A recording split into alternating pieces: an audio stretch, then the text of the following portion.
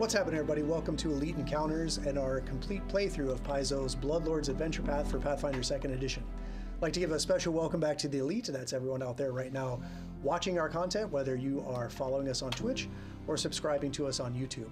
We are simulcasting right now in 4K on YouTube, so if you're there right now and it's the first time you've stopped by and checked us out, be sure to hit that subscribe button. If you're there on Twitch and this is your first time here, be sure to hit that follow button. Both of those are free for you, but they help us immensely get this content, this fun we're having out to more and more people.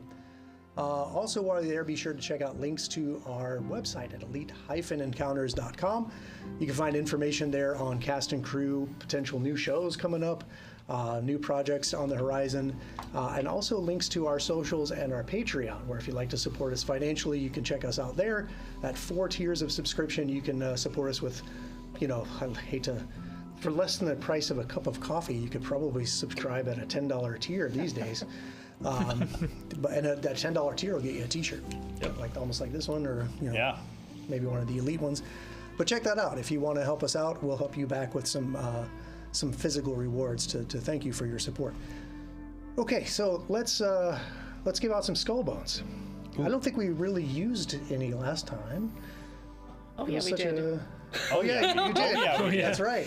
Oh yeah, we did. Yeah, we'll get to the recap. Okay, I was just making sure you're paying attention. So, for those of you just tuning in, the skull bones are our token system that we use for hero points. So these can be used to force a reroll that you don't like. You can make me reroll a reroll that you don't like, or you can cash in all your skull bones, all your hero points at one time for a heroic recovery to avoid death, which happened again last week. I made you re-roll. That's right, you did. Oh, that's right. Mert. Yep. There was a big bad hit that you forced me to re-roll. So yeah. Because I felt like I was going to take Mert down, and Oh yeah, Mike made a re-roll too, or gave me a re-roll too. Yep. That's right. Or you a re-roll against my save. Yeah, you can't re-roll each other's. You can re-roll me. Yeah, I made you redo the save. Yep. Against his cool ability that I wanted to see go off. Yep. Yep. One day. Yeah, one day we'll make it. For sure. They definitely have come into play quite a bit. And speaking of the skull bones and using them to make heroic recoveries or avoid catastrophe, the audience out there, you can help participate in that fun activity yourself. So if you have channel points that you'd like to spend, you could spend 4,000 channel points to grant a +2 bonus on a single roll for a player of your choice. So when you call it out in chat, when you spend that 4,000, say, +2 to Ophelia or +2 to Alara, well, whatever you decide. We haven't decided yet if you can give one to me. I'm going to say right now, no. Things are bad enough for these guys. Yeah, no. I'm thinking about it though. Yeah, I don't know that we've taken a vote on that, but I think it's going to be hard across to 5-0. Yeah, it may be. I may be vetoed across the. I'll quit. Oh. I mean, He'll count. We were looking for a player when we found you. Oh dang! He'll count that as a victory for him for killing a PC. Right. Yeah. I'll put that in the tally bar. Little notch on my bedpost when I get home. That's right. Wow, thanks for derailing big time. That's okay, because, it's a live show. Okay, so 4,000 channel points to give them a +2, not me. Or you can spend 500 bits to give them an honorary skull bone. So be sure to call that out in the chat if you're doing that. And TJ and Laura, if she's here moderating, will help us keep track of that.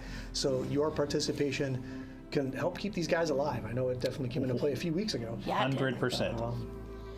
And it gives you a way to have fun with us. So, so you guys have your skull bones. Yep, we do. Let's talk a little bit about actually.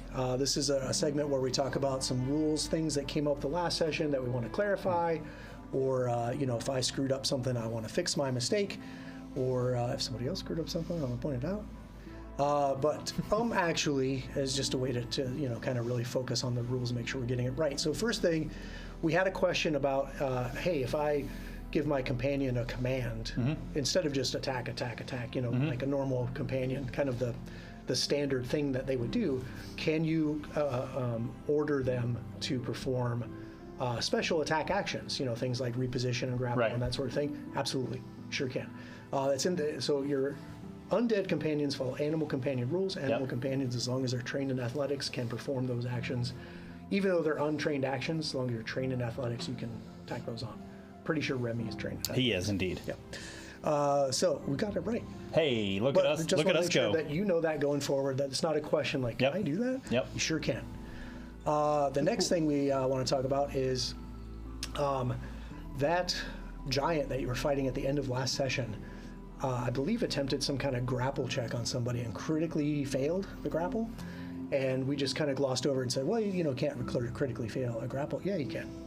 Oh. You sure can. If I critically fail a grapple attempt, it does have an effect, right? So if I critically succeed, you're restrained. If I succeed, you're just grabbed. If I critically fail, you can react to that in a few different ways.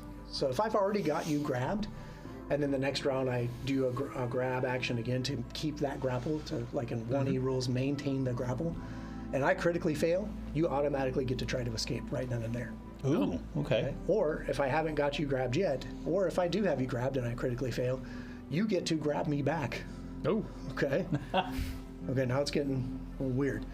Or let's say I haven't grabbed a hold of you yet or done any of these like actions. If I critically fail and you were free to begin with and I failed to grab you, you can kind of reverse the grab and throw me prone. Oh. Force me prone, which is a huge Well then. Does that happen automatically, or is it I make an athletics check? You have to make an athletics check, I believe. Okay. But we'll look at that. I'm pretty sure if you look at the grapple action, critically failing a grapple action causes one of those three kind of return actions by your target. Great. That's cool. So yeah, that could have been really, not that you guys needed that. You guys. Well, for Mert, I mean, he's a ghost, so he can't do a lot of the things anyway. So Sure. For now. But maybe I could have, ruled that he fell prone. Sure. Right? Because he tried to grab you and, couldn't get you. We already have a skull bone expenditure Ooh. for Ophelia. Dang. Okay. Wow. Okay. Is it from Ophelia? It's from the seer. Oh, nice. Well, that's bits. Okay. Ooh, buddy. Okay. You get to bank that, so that's exciting. All right. Wow. All right. In exchange for this, I want 50% of all bit income. He's taking his cut. I'll give you my bank routing number after the show. Okay. I'm gonna pay you in minis. No, don't do that because it's more work for me. Yeah. And I have a horrible story about something my cat did to my commission piece today. So Oh no. let's not talk about it. Okay. So stop giving me minis. Okay. What else? Oh, that's it for actually. So those are not really things that we've really screwed up on. It's just things we either glossed over or said, yeah, I think that's fine, or we just like, well, whatever. But there's really, you could have turned the tide on that, and we want to keep that in mind because things are going to get more complicated as we get to higher and higher levels. So learning all these little bits and bobs of all these rules are certainly going to help me keep track of these things. So let's talk about what happened last week. You guys, let's. After the death of Sani, Bride of the Sea, you decided to continue to explore the temple. You went into an alchemical lab where she appeared to come from during the crocodile fight. In that lab, you were attacked by a mandragora and some kind of ooze that kind of climbed out of her cabinets and planters of various reagents and her plant collection. And Ophelia noticed a jar of leeches rattling on the shelf, which kind of made her a little afraid, I guess, because she grabbed that jar of leeches and prevented that from shaking off of the shelf. Now, had she not done that, that would have been a whole other monster added to that fight, which, could have been fun. Yeah. Would not have been We were fun. okay. Would not have been fun. Swarm that you can't kill with fire because you're underwater. It'd have been a much longer episode. We don't have fire anyways. Exactly. That's right. Yeah. Yeah. Then, during that fight, Alara almost died. There was a little bit of a magical mishap as she rolled a critical fumble on an attack, and the magical resonance inside what was left of her brain started threatening to blow her head to smithereens. But luckily, she had a skull bone. So she didn't die. Here she is at the table. Alara, everyone, take it away. Yeah. Okay. It's a good reminder to save your skull bones for when you really, really need them. For sure. Yeah. It's been a weird day. Like, the cat with the mini thing has really thrown me off. But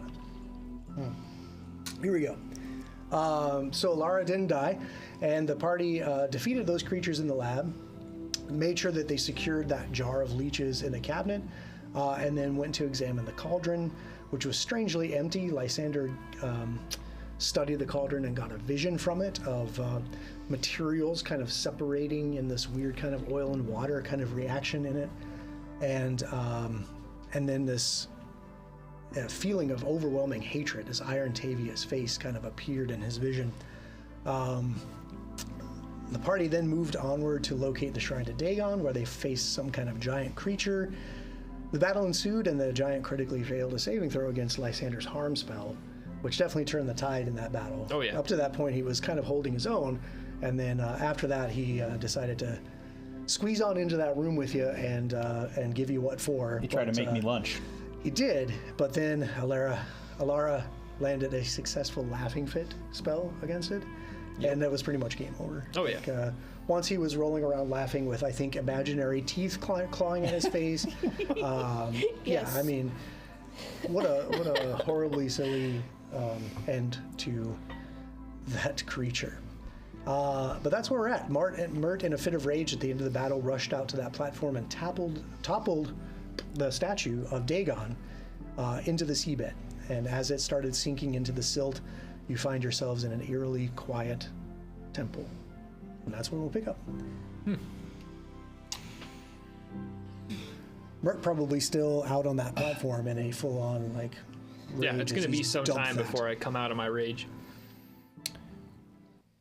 I think I'm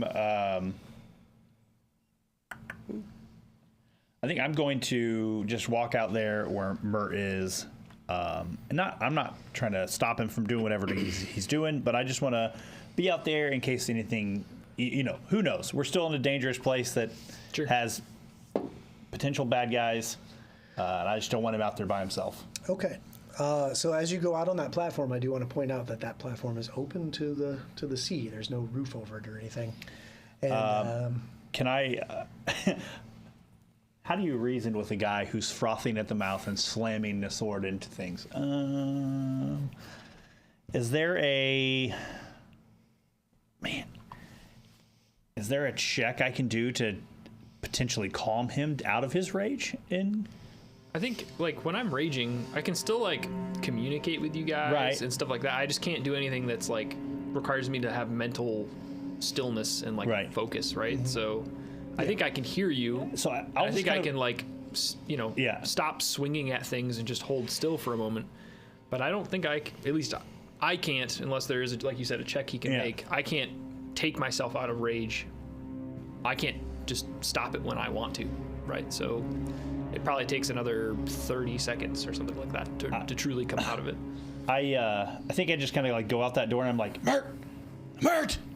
Like, there's still those things that are floating around up here. Get inside. If you do that, I will stomp back into the room. Okay. You could break the stuff in here.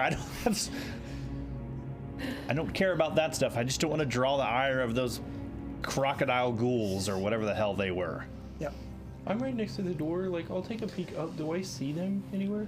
So right now, Lysander does not see those ghouls, those Lacedon aquatic ghouls, or crocodiles swimming around.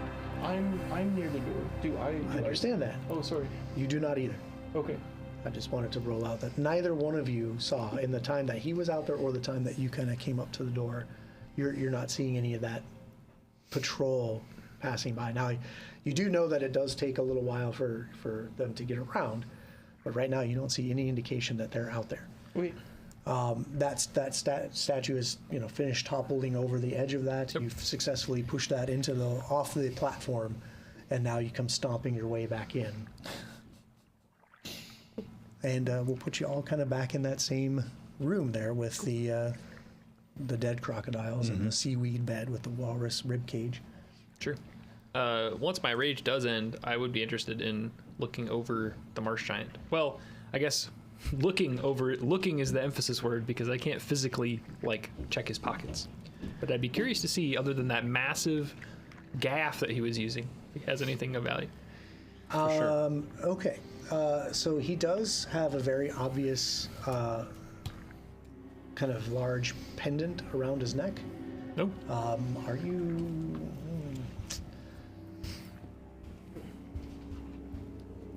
Let's see. Are you trained in religion? Are you out of rage yet? Eventually I would be in like another 15 seconds, basically. So okay. yeah. We'll fast forward to when you're not raging so much. Calm down, Mert. Breathe. That always works. Just breathe. That's what I've heard. Yeah. Yeah, that's yep. Power word, calm down. Yeah. It's a 10th level spell. Just stop it. Okay. Looking down, over him, you recognize with your knowledge in religion, you recognize this, and you can put two and two together. This is a holy symbol of Dagon around this creature's neck. Interesting. He does have a very large ring around his neck, his finger as well. And a big old sack kind of slung around his shoulder. And then that gaff is just kind of lying in the on the floor next to his sort of floating corpse. I mean, I'll just kind of start pulling, like I'll pull the ring off his hand. Instinctively, I just hand it to Ophelia, take the bag off his shoulder. Yeah, it's huge. It's going to be like a calflet. And then I'll take the big sack off his shoulder and just kind of like open it up like away from my face and just kind of glance inside of it. So given how heavy it is, when you go to try and take it off of his shoulder, it doesn't really budge. You probably have to just kind of, maybe drag the strap or just kind of force open, the drawstring at the top. It's basically just a gigantic sack of rocks. And I mean rocks like the size of medicine balls that he could probably just like use as... Yeah, throw them at people. Mm-hmm. Yeah, I hate that. Sure. I'm glad he didn't do that. Yeah, for sure. Throwing a rock in the water. Sure. Well, I thought the spit would be cooler, but he critically fumbled on his own spit, too. Yeah. That ended up with a tonsilary ulcer.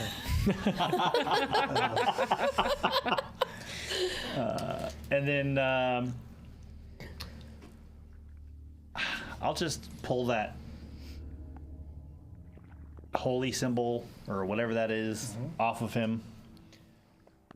Yeah, it's just made out of like carved out of a hunk of coral or something. Sure. And I'll just walk like over into the room with the cauldron, and I just kind of pull my mace out and I just smash it into pieces.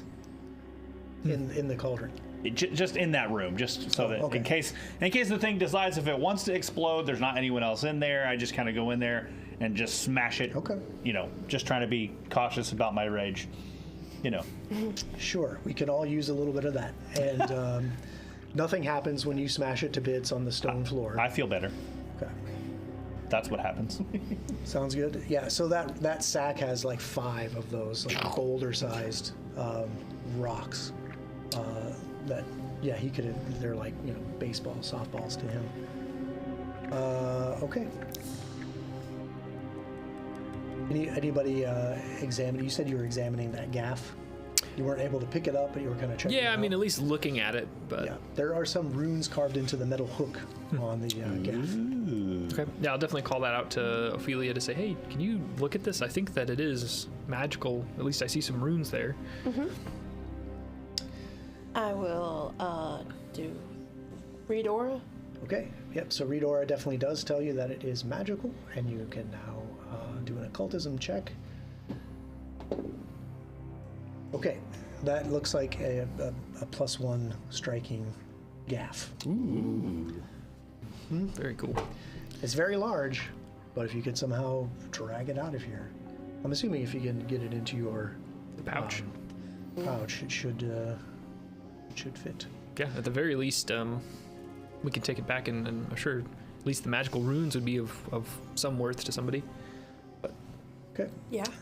It does get me thinking that gaff was quite the mean weapon. Maybe somebody else in Sallowshore has one. Maybe my size. A child's gaff. They have a child's gaff somewhere. I mean, Like a candy cane.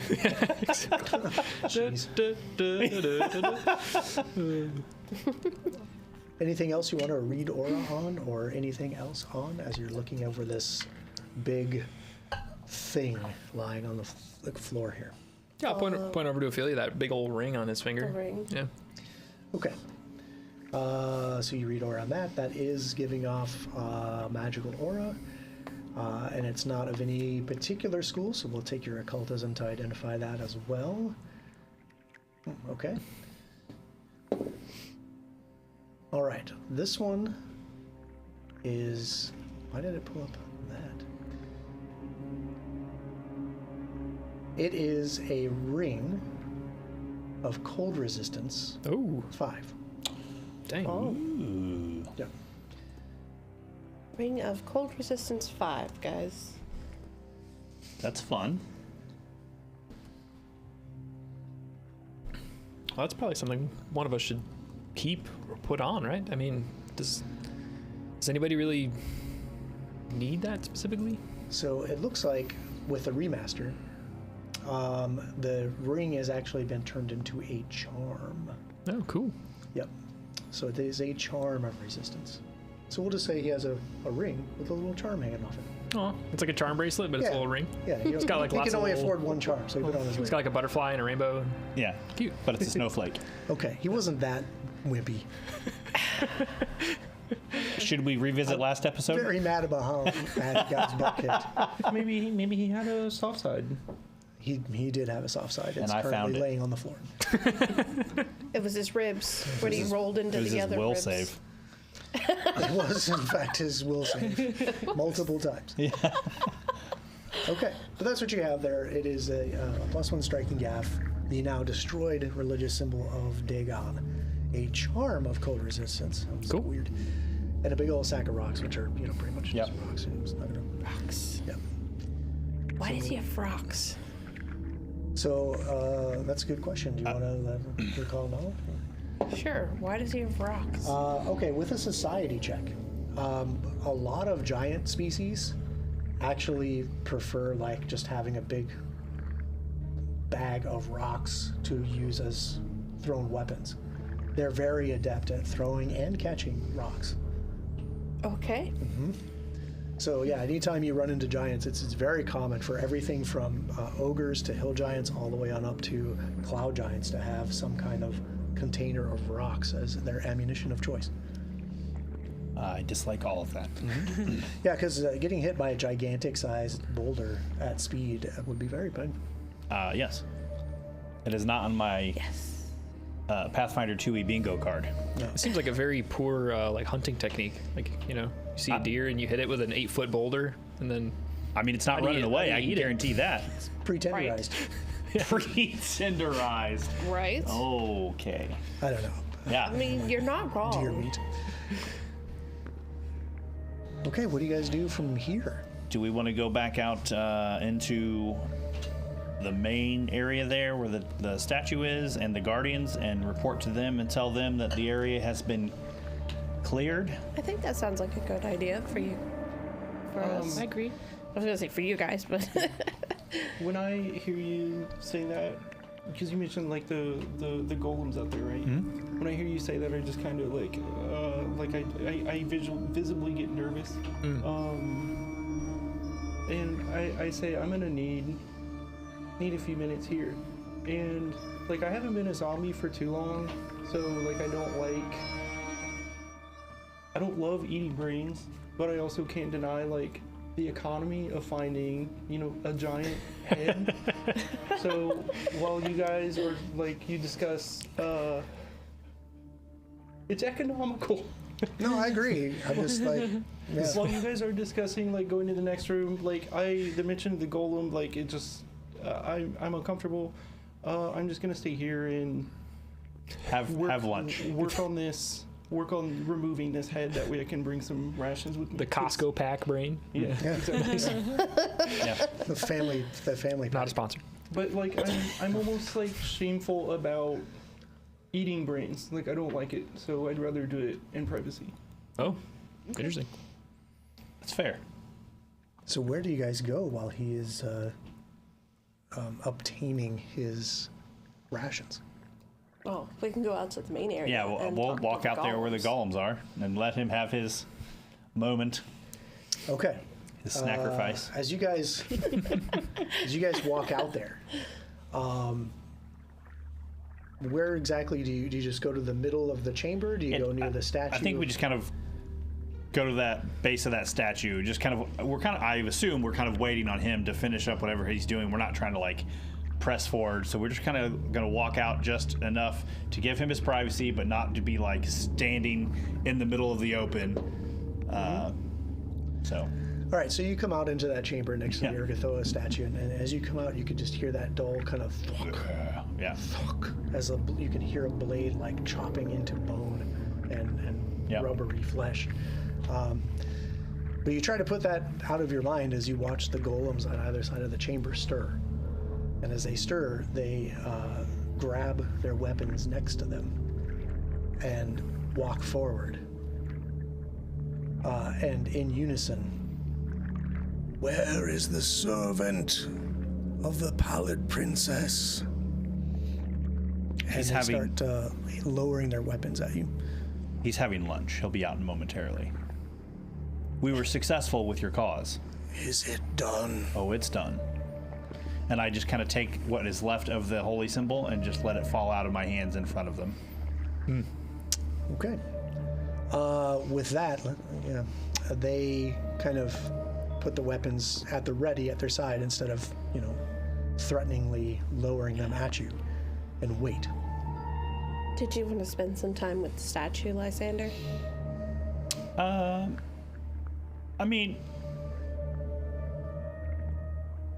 I think I standing here with them there, I will just wait for him to come out into the room, just so that they know we didn't like kill him and sacrifice him behind the closed door or something crazy. So Not yet. no. There's everyone has a I'm kidding. everyone has a greater cause. Okay, Just don't betray us again. fool me I once. mean, however long it would take me to, remove the head and its contents.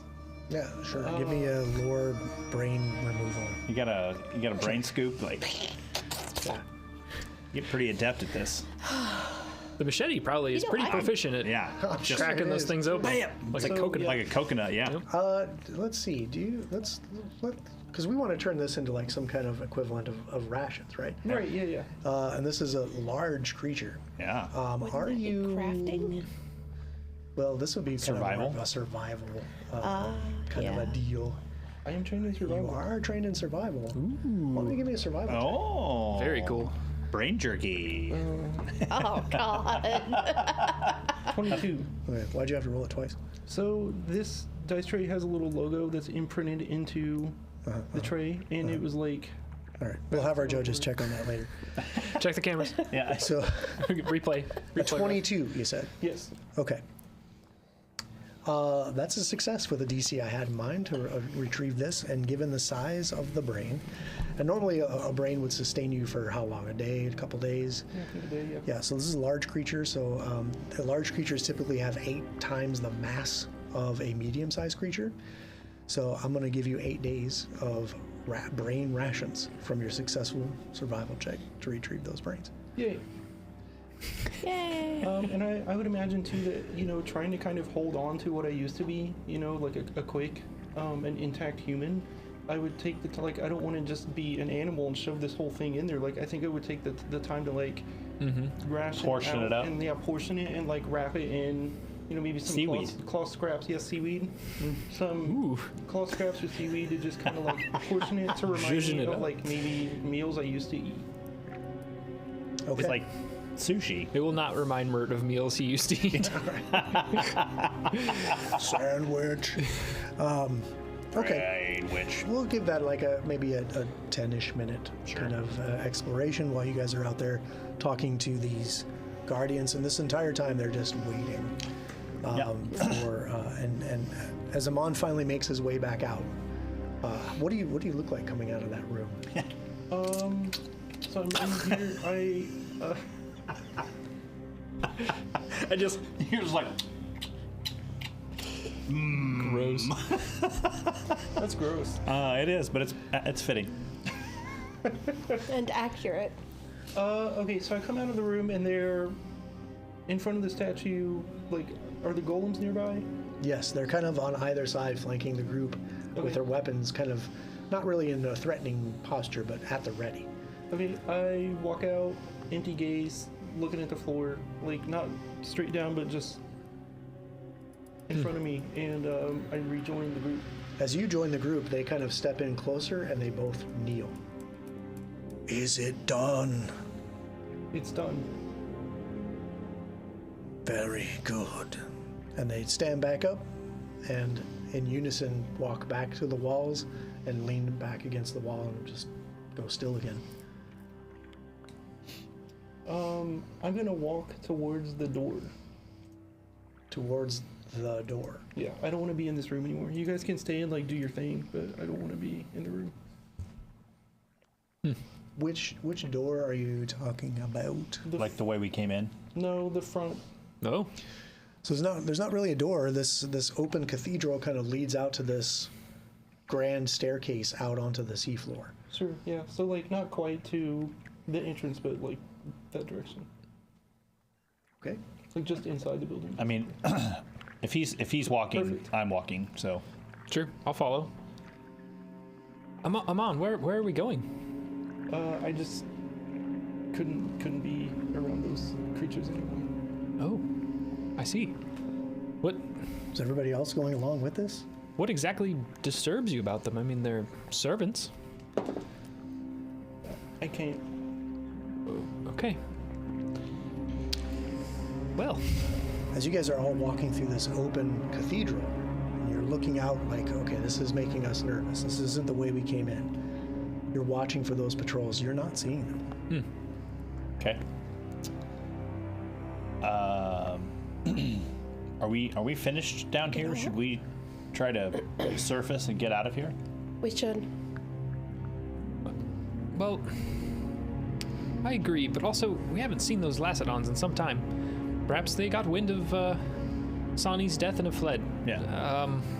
We did see that sunken ship on the way in. You want to go poke our head in that before we? I mean, we're probably never coming. I assume I say never, but we're probably not coming back down here. Not anytime soon. At least not with all the preparation of being able to breathe underwater. Perhaps it's a fanciful memory of stories, but I don't know. I've always heard tales of sunken treasure and ships and pirates and whatnot.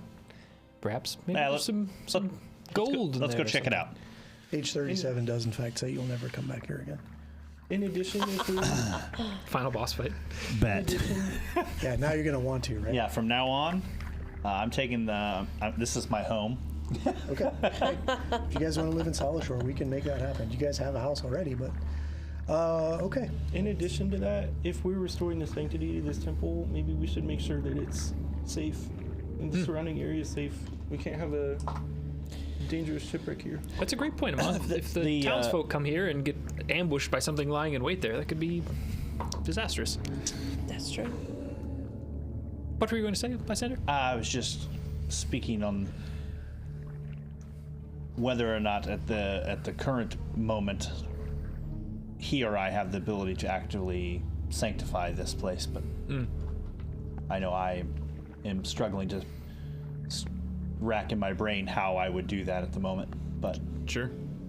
there may be someone somewhere that can do that. I imagine with time it can be done. Sure. Which is unfortunately something we're on short supply of. And to be fair, if the people of Sallowshore know that the area is clear, they themselves, by reoccupying the temple, could kind of intrinsically re-sanctify the area in its worship. Sure, you know that decades ago this was a functioning temple Sure. to Urgathoa. It's just, after the catastrophe of it sinking into the water and drawing the attention of certain, evil entities that, people tried to stay here and Sure. were forced out, or they just abandoned it altogether. And now that they know that it's clear, at least the aquatic population of Sallowshore may take up use again. There's a very large ghoul population in Sallowshore. I'm sure that they would love to reconsecrate the temple, repurpose it to maybe bring back, a truly functioning place of worship for their city. Sure. And then for the people who can't breathe underwater, maybe they'll set up a sister church or something. But yeah, there would definitely be a population here who would love to take advantage of this now that they know it's free of her influence and anything else that's down here. Well, once they know. Yeah, once we let them know for sure. All right. So to the shipwreck to make sure there's nothing crazy in there, and then back up top. If you don't mind, just to satisfy my curiosity. I've never seen a sunken shipwreck before. Let's go. Okay. So you guys start making your way to the ship, which is off the side here. So you just kind of walk down the stairs, I suppose. Oh yeah. Mm-hmm. We skirted the ship last time, because. Oh, we went around the whole other side. Around this way to this back end here. Yeah, you went at completely opposite ends because there was a patrol coming around here. Yep. Yeah. I mean, I thought we saw the ship. We saw the ship as we approached. Sure did, coming in. Sure did. Yeah, but we avoided that.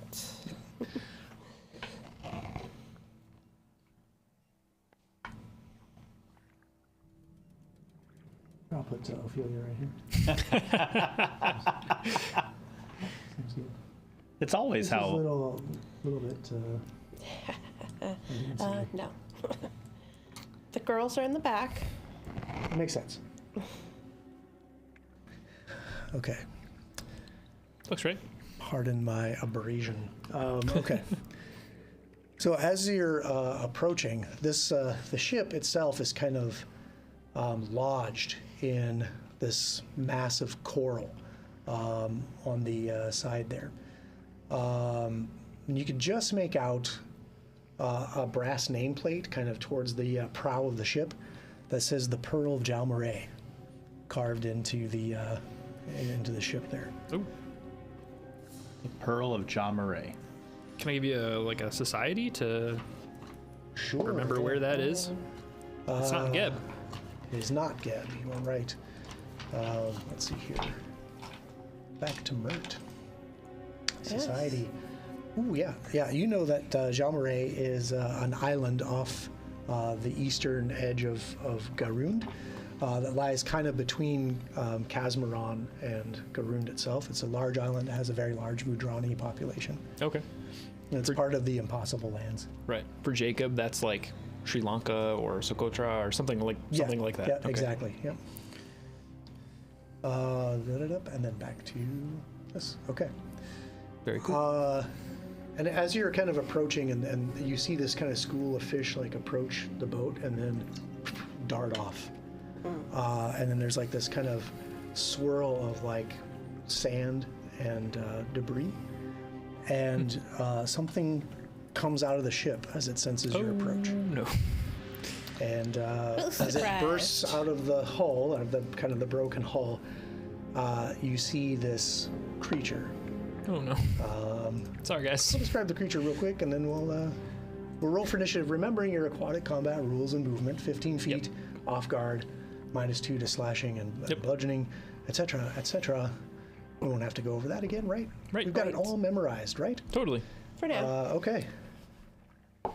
So this creature is this strange,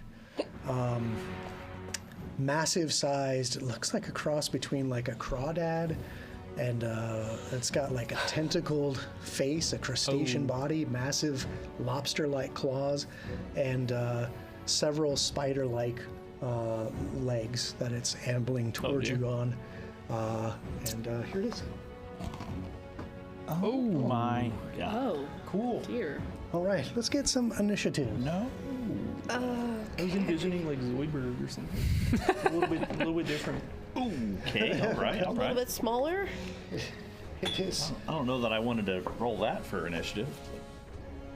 Okay. All right. So I've got this guy's initiative already ready to roll Because you were ready. knew. I figured you guys couldn't resist that ship. Lysander, I just wanted some doubloons. I rolled a natural 20 for a 27. 27. All right. Mert, It's a 25 for Mert. All right, great. Ophelia? 15. Ooh, okay. And Amon? 28. Wow. All right, Alara. That's the 18. Okay, I'm gonna get some people in order here, which should be relatively easy. Amon, you're gonna start everything off as you see this thing burst out of the hull of this sunken ship, the Pearl of Jalmaray.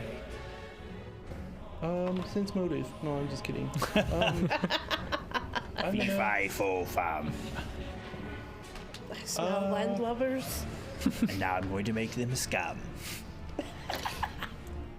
I think I'll, just move up and take a swing at it. Seems dangerous. It does, in dangerous. fact, seem dangerous. All right, let's see Seems if I like have any, exactly the kind of thing we came out reactions or here to Get take rid care of. of. So Well, yeah, I agree. Yeah, I agree. Yes, Move that's it. take a swing. All right, one action to get there, swing away. Take a swing with my machete. -2 because we're underwater and it is a slashing weapon. Yeah. That is a nat 20. Nat 20. Get out of here. Dang. Now, what does that add up to be? Okay. Hey, we got the 20s going instead of the ones. Yeah. Love it. All right, so when you get a natural 20, all right, thanks TJ for the sound effects. All right. The people of Sallowshore sticking their heads under the water. From 80 feet above. Yeah. They've got closed circuit TV on the temple. Yeah. Temple TV. Yeah. Temple TV. Wow. Okay. All right, so when we get a natural 20, that brings into play our critical hit cards. So with this critical hit, this is a slashing weapon. This is called Missing Digits. Ooh. Okay, so this is going to do normal damage. However, the target will lose 1d4 fingers on a hand. He doesn't have any fingers, but he will be clumsy 1 until subject to a regeneration spell or a similar effect. Oh my gosh. Don't lobsters regenerate? Or am I thinking of something else? Is this a lobster? So can you lose That's a what happens. toe? All right, so I'm going to give it clumsy 1. That's brutal. Oh my gosh.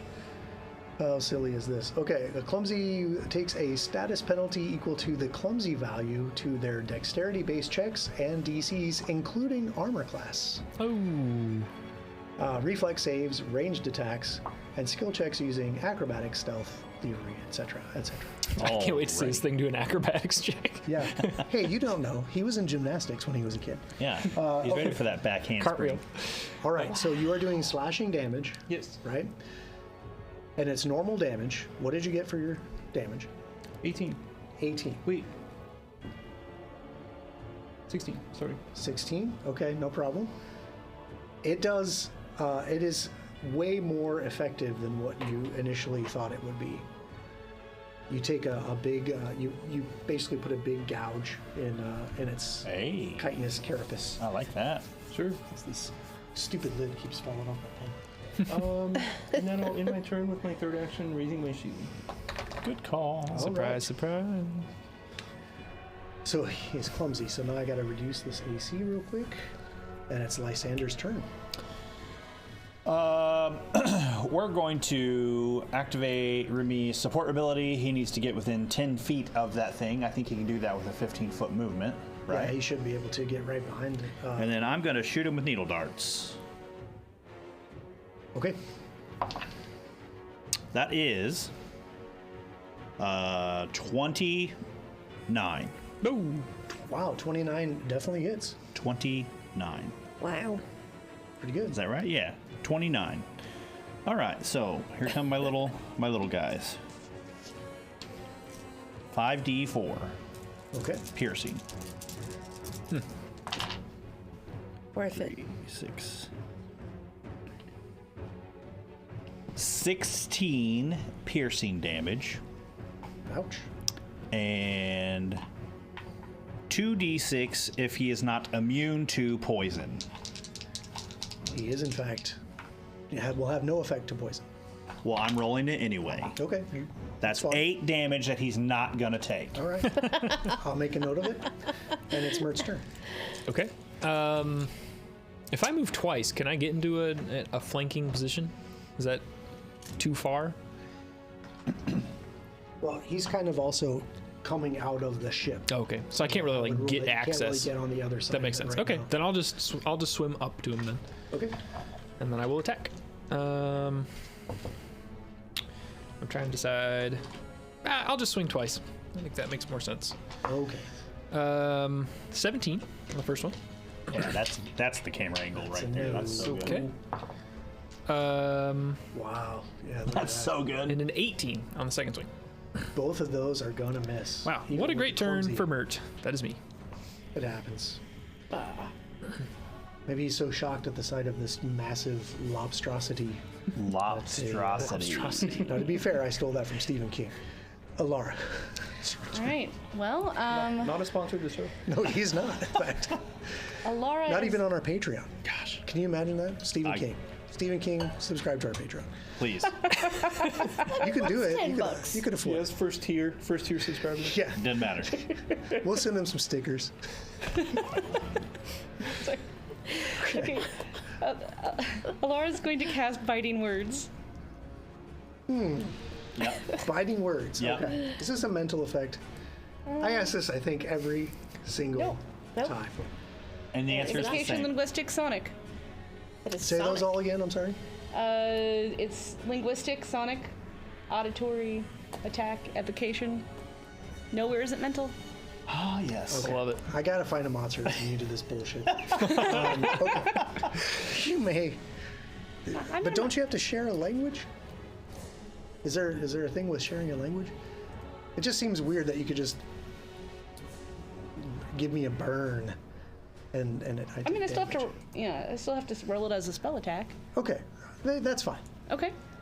It's in like- the I'm sorry you way don't like she it so much. delivers. I don't have to necessarily. I don't have to necessarily. It just I didn't doesn't. cast- I just can't I figure didn't- out how this spell works. Like it just you crack a joke, and I don't have to understand the joke. You just take the joke and form it into some kind of energy and throw it at me. Yeah, right. yeah, And that's yeah, It's the way she delivers it. it's like, Like you're, you know, I'm not- Punchline. Didn't I'm cast like this to personally rubber, offend you're you. like glue, words bounce off of me, and I don't know what you're saying, but I'm offended. Okay. I'm so offended I'm taking 12 damage. All right, so here I go. All right, so fire away with this silly ass spell. Oh, jeez. I Oh, I see. Okay. I just want you to know it's probably my favorite thing she does. It is very funny. Like, I love it. It's a 22. Hey! a 22 because he's clumsy is a hit. Yes! You entwine magic with your voice, causing your taunts and jibes to physically harm your That enemies. means I was one away from critting on his ass. All right. So, Shit.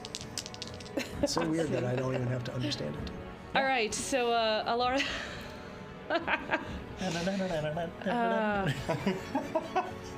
Okay, 9 damage, Yeah. and Alara's let's see, I want to hear the joke. That's the best part of it. yeah, I hope your mom's a crab cake. no, Alara's gonna say you are one seafood broil of a mess, and we're gonna cook you, Hey. Okay. Okay. because he's I like, wonder if this thing is edible. Ba-doom-ts. It would feed a village for because that thing a couple days. Yeah, dude. He's huge. Yeah, that sounds like some recall knowledge checks. We'll see. Maybe. Okay, so that was 2 actions, Alara. oh yeah, I get another one. Yeah. And by my, when I was trying to like guess how long everything took, I'm guessing it's been an hour because it's been We'll say it has been. 2 battles ago that since I used last use guidance. Sure. There's been a lot Okay. of talking Murd off of an edge, Okay, I'm gonna cast guidance. retrieving brains. I'm gonna go with it. Yeah. Speaking of Mert, I will cast guidance on Mert. Hey-o. Heyo. You don't want to cast guidance on my creature? Because it's his turn. Or its turn. I don't know. Unguidance.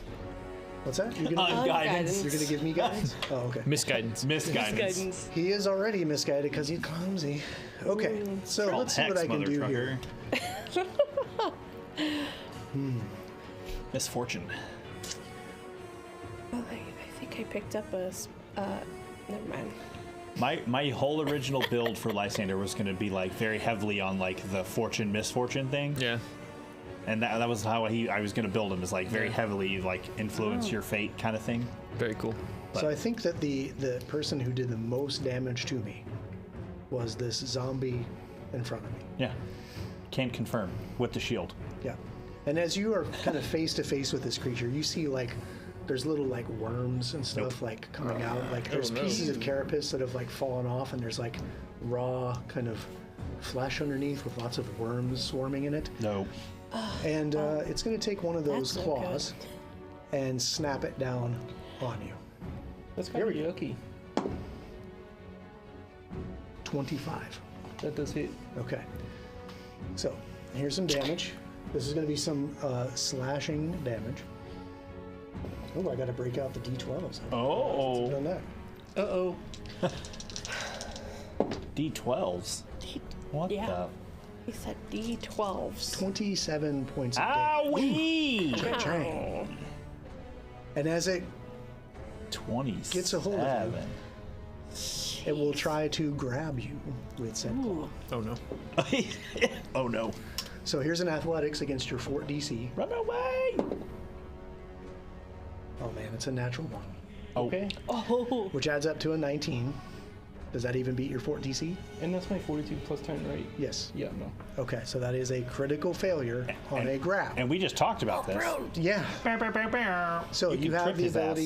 You can knock me prone. Now let's look that up again to make sure that if there's a roll, because Well done, providing the actual it's example. like I cursed myself. Yeah. Like bringing Well this done. up. Well done. I'm going to stop bringing things up in them actually because it always gets used against me. I'm going to check for traps every step I take and aid the other person to check for traps every step I take. Hey, Can we I wait here took if I rogue dedication. I know. So Just giving you guys some. I'm a scout myself. something always. about scythes almost cutting our ghost in half. Yeah. Okay, so here's a critical failure on a grapple action, okay? So the grapple action, if I critically fail, if I already had you grabbed or restrained, you break free, period. No roll, you're free, okay? Your target can grab you as if it succeeded on the grapple action, or it can force you to fall prone. There is no roll, it just says you do those things. So what do you want to grab me back? Reaching out, grabbing me. Grabbing you. I'll force it prone. Yeah. So as it like Sweet zombie true. as it reaches out to grab me, I just kind of duck out of the way, and in the same movement, like just sweep its legs out. It's already clumsy, so it just kind of knocks it off balance and falls prone. Okay, so prone underwater is just kind of like off kilter. Topsy-turvy. Sure. Yeah, not to like borrow a Starfinder term, but off kilter is perfect for this. Sucky. So it'll spend its third action to right itself Sucky. back to normal. That'll be my third action to unprone myself. What a waste, Ophelia. Not Ophelia, but your turn. Yeah. Yeah, that's. Yeah, I got it. Ophelia's not the waste. Yeah. My creature's actions was a waste, comma, Ophelia's turn. What a waste, Ophelia. Take it away. Baseball. I love it. Phase bolt. Okay. We're glad you're here, Jenny. 18. 18 unfortunately does not miss, so it just kind of out into the ocean. Does not hit, does not miss. We know what you're trying to say. Yeah, Gotcha. it's all good. Did I say that? It does not You said miss. does not miss. It doesn't do anything. It just flies away. Faces right through him. Schrodinger's phase bolt. It's I need Coffee or something. something to get me through this. Need somebody. Not just anybody. I'm gonna. I don't know if I had my Morning Star out, so No, probably. I'm just gonna go ahead and pull that as my last action, All right. just in case. Good Just call. in case he comes running right at you, Amon, it's your turn. Round 2. And fight. He's back righted up, but he's still clumsy. So. Yeah, so that hurt. But he did cast regeneration as a free action. So. I really don't think that's Like a all free lobsters. action. yeah. Yeah, all lobsters just regenerate as a free action. Just ask the chefs at Red Lobster. Also not a sponsor. Okay, sorry, Amon. All right. So I still have my shield up from Yes. my last turn. Underneath my shield, you're gonna kind of see this like kind of pale green glow emanating from behind my shield as I cast Touch of the Void Ooh. on myself Oh, okay. to heal. Probably a good idea. Regain So I heal some. And then I will take a swing with my machete. That is a dirty 20. 20 total will not hit. Okay, and then I'll end my turn raising my shield. I almost said not miss again. I don't know. It's Cool. okay. Anybody want a GM for the night? He said, I'm out. Take a break. Do roulette. Jess, are you still in there? Can't see. It's a lot of lights. Whew, God. Lysander. Yeah. So we'll command Remy to move over onto the left side of Amon. I can't tell if there's a square there or not, or if it's... There is. Yeah, it's gonna. You can probably swim above it. There's a lot of coral over here on the surface, but if you're just kind of swimming above it, it's fine. You can get right next to Amon, no problem. Yeah. So I'm gonna tell him to go there, and he's gonna punch this thing.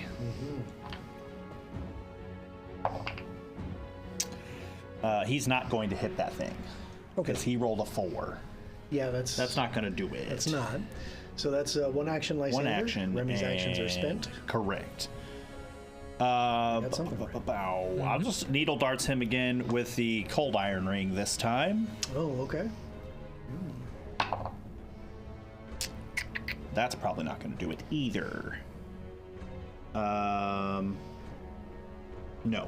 that's only a 20, and I'm assuming with his dirty 20 it didn't hit. Mine's not either. Okay. I'm going to tell you what. Amon actually did hit because I just realized that this creature could not have righted itself on its turn with that third action because it doesn't have a third action. Oh. Spoiler alert. So Amon, you did hit with your 20. You can go ahead and roll damage, and you hit with your as well. Sorry, guys. All good. All good. Did I hit with my 18? No. Oh. Sorry. So close. Hey. It was worth I had to worth a try. shot, right? Yeah, let's just rewind the whole. Let's just go back to the top of the episode. No, I'm good. What's happening, everybody? Welcome to Elite Encounters and our complete playthrough. Okay. He takes 19 damage from me, piercing. Okay. 12 for me. 12, 19, and 12. Okay, so. And your 12 is slashing, yeah? Yes. Yeah, buddy. Which, real quick, Patrick, quick Yeah? question, since we're retconning. No, we're not. Okay, go ahead. What's So your quick with question? Touch of Wood, when I cast it on myself, I get a -2 status penalty to AC for 1 round. So like, would it start? But is that going to play immediately because I did that and then attacked, or would it go into play at the start of the next turn, like for that turn? I think it's action to action. I could be wrong. So if you did it second action of your turn now, it'll be second action of your turn next turn. Okay. But it's by the third action it'll fall off. Okay. I don't know. I don't know. You pick what you want. Okay. I'm gonna say no penalty ever. Okay. Well, that's incorrect. +2. As a matter of fact, while I'm Yeah. at So it. there are actually rules for durations. So let's we can grind the show to a halt and look at the duration rules. Does it say specifically, what does it say? For Touch of the Void, if you have it open? Round. It says, willing undead creature regains 18 hit points. If the target is yourself, you also gain a +2 status bonus to damage rolls for 1 round. So it's basically like, does that go into play the same turn? Yeah, it's not very clear if it's like the end of your next turn or the end of your current turn. Because I was just figuring that it would start at the end of this turn and end at the start of my next turn. Sure. Usually it will say till the start or end of a turn, and it doesn't really there, so that is odd. If a spell's duration is given to rounds, the number of rounds decrease by 1 at the start of each of your turns. There you go. Okay. So at the start of your next turn, that 1 round will go away. Okay. The more you know. Now we know. Okay, so that was Lysander did his damage, Amon did his damage, and Wrecked that thing's face. yep, Mert. Mert's gonna swing on it. Okay, Let's it go, is Mert. still it's still prone, so it is off Okay. guard. I roll a 2. That's not it. Try again. There's a possibility. 21. 21 is a hit because it's off guard right now. Yep. Here we go. Okay. Okay. For me. That is 20 points of damage. Yay. Sorry. So 17 is slashing. 3 is spirit. Okay. That's a lot of. Okay. Ouch. That's a lot of take it. Yeah, he's taking a lot of damage. Okay. Anything else, Mert? You got one after My third action, I'll aid Amon for his next attack. Basically, I'll probably trying to think an appropriate, maybe like a knowledge check to say, hey, this, watch for its legs, or if you attack it here, it doesn't have the flexibility to get at you, kind of deal. Okay. I was gonna say athletics, but unfortunately, I'm a ghost. Yeah. So That's fine. I was thinking it too. yep. But don't trust what I'm thinking tonight. Alara. Just gonna sustain biting words, or I can cast it again with a one action. Okay. Oh my god. Why are you doing this? Biting words is 2 actions, isn't it? Not if I've already cast it. It says each subsequent turn you can you cast it as a single action, Woo. up to three Okay. times. Yeah. Okay. Oh, what book is this from? Yeah, this book is not. This book's not allowed. This It's is from Core book? Core. Yeah, okay, core book's not allowed. All right, called everyone. SOM. Yeah. Sylphs of Magnamar. No, we didn't allow that. The Sylphs of Magnamar book in this campaign. Okay, go ahead. I'm sorry. She stopped listening minutes ago. Okay, go ahead with your one action. This is a silly episode. Jeez. Yeah, I'm sorry. Sorry, this is a serious moment. Yeah. This is a thing. Okay, well 18. So there, An 18 to hit does not not hit. hit. That I will. But you do have 2 actions left. I do. Yeah, that's real good. So I'm gonna to be do. fair. We're gonna cast a telekinetic projectile. Okay. This might be one of the first times that Alara is going to experience map, I think, right? Right. Yeah. Like ever. Oh, yeah. So there'll be -5 off of this attack. -5. Okay. And so what are you going to projectile at about Amon? A 4-foot medicine ball. Amon? Those things are going to be way too heavy for a telekinetic projectile, and they're way back over there. But there's plenty of like hunks of coral. I was like, I'll grab a ocean rock or Sure, yeah, lots of ocean rocks. ocean shell, coral. Yeah, lots of that stuff here. I've played Final I have a Fantasy. very- One of those little. I'll grab one of those little plastic rings that they have on Cokes. There you Out go. of the Oh ocean. no! I have a removable skull Sadly on my enough, staff. there are some here. Oh yeah. Oh, that's definitely not going to do it. Especially They're with from -5. Well, I tried. Okay, Was it a 1? it was not a 1. Was not a Was that a one. one? Not. Okay. No more. No skull exploding. Yeah, no cards head this exploding. year. Exactly. Okay. Now it's the creature's turn. I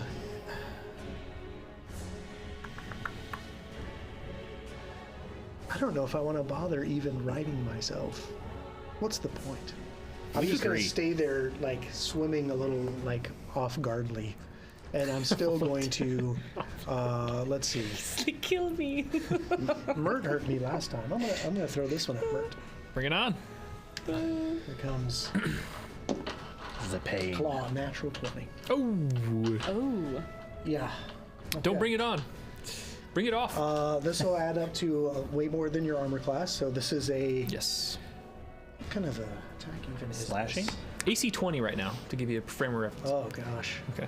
So your whatever you roll, like a 47 or it's a lot. Yeah.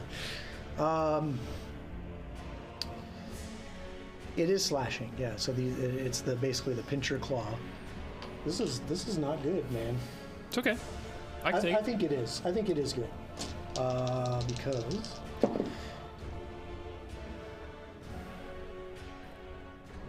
oh, you're fine. 54 points of damage. Oh, yeah. You're I totally take good. that. That's I'm fine. gonna retribute a strike, so that negates 7, and then I will, since I'm within melee range, I'll get an attack. Okay. Sounds Got it. fair. 14 to hit. No. 14 does not hit. Holy All right. Now I'll try to grab a hold of Mert in my old dirty claws. Athletics is a 25. That's 4 DC for grab, right? Yes. That's a success. Yep. Okay, gotcha. Gotcha. Unfortunately, to do the next thing is an action. You think they would give this thing the free grab. Yeah, improved grab would be massive. but I don't have it. Well, it don't need it. Not yet. Okay, it is now Ophelia's turn. We're gonna go with the phase bolt again. Oh, I forgot the card effect. We got to read the card. Oh, good point. Because the card effect is from chops to groin. Triple damage. Oh! Okay. And then the target must Ophelia succeed at a says no. fortitude save or die. No, What you're is not that doing for? triple damage to him. I need Mert. The damage has already been done. So Did you say a fourth save or die? Fort save or die? Okay, that's fine. So triple damage would be. Shit. Triple damage would be, It was 54 was double. so 50, let's see here. It's 15, 27. So 27 more on top of that. Yep. So 81. 81. Okay. Yeah. So you're Minus still up. I'm still up with Yeah. 81 damage. He's fine. -7 from Yep. retribution. So I got 7. that. Yep. Yeah. Oh And now give me my a God. fortitude save or dies. I just chopped you in Okay. I half. would have been a fucking puddle. Here we go. Fortitude save or die. 81 damage. Fortitude That's save is half, the over half. That's over twice as much as my It's life. not the attack roll, is it? No, it's the athletic. Well, shit. No, it 'Cause is if the it's- attack roll. That's like Hang on, impossible. let's pull up the rules. Yeah, just double check because if the DC is your attack result, that is very high. The rules. Okay. Here we go. Oh boy, oh boy. Gulp.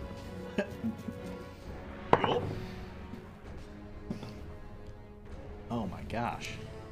That's nuts. It's pretty brutal. Yeah. The DC for any effect inflicted is a class DC for a PC. For creatures or hazards, use a hard DC for the creature. Okay, got it. So the creature is that. Okay, I got a DC. Okay, great. Here we go. It's a lot better than the attack roll. That's what I was thinking. If I got to roll against like almost 40, I'm hosed. Yeah, that's one of your rules. We're not playing that stuff. Ooh, 2 on the die. Oh no! It's a 15. And Okay. I've used my halfling luck, so there's no re-rolling. So if that is a fail, I would like to That cash is in a my fail, skull bone. and you would die. So you see Mert just almost split in half. This ectoplasm just kind of like, and this is Mert's skull bone. Oh my god. And how do you have 2 over there, Ophelia? She got one from The money Seer. at the beginning. Oh yeah, that's right. Mm-hmm. Okay. Whew. Yeah. I'm sorry. Like I said, I'm losing my mind. You're fine. today. Okay, so I'm looking at those 2, and I'm like, how can I get rid of those? I tried to give you one, and you were like, "No, I know, I'm but just trying then to again, kill once the Mert." damage is rolled Yeah. and we knew it was bad, then you can't cash it in. Right. So yeah. Whew. Okay, that one threw me for a loop. But All Mert good? is still alive and still grabbed. Yes. I somehow tank 81 points of damage. But in very bad shape. It's like you see, like his ectoplasmic form, like almost start to split from his head, like Sure. come apart. And there's just strands of ectoplasm like stringing out, holding him that's, together. As this thing's cleaving through him, and then at just the last minute, it just kind of like comes back into Mert's form, and you see him caught in the claws of this creature. Ophelia. I'm gonna phase bolt. Okay. Not with an 18. Again. Not with an 18, no. Even with taking into account that he is clumsy and off guard. It's I'm not gonna gonna choose a hit. different die. Okay. That's 2 actions, though. You do have an action left.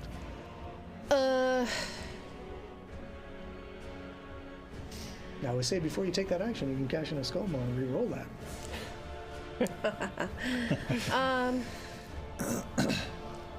I'm gonna. I'm not close enough to do that. I'm still reeling. Triple damage and save or die is a mean card. Yeah, yeah. What was that called? From dome to groin or something like that? That Yeah. sounds awful. I don't even know what that means, but sounds bad. It means I cut you in half the long way. Yeah. Not good. This doesn't I feel don't want to silly. get closer, but I want to try to figure out a way to help Mert with like an athletics check if he tries to like get out of the grass. So you want to try and do an I'm aid. not close enough. Yeah, you're not close enough to do any kind of athletics or anything like that.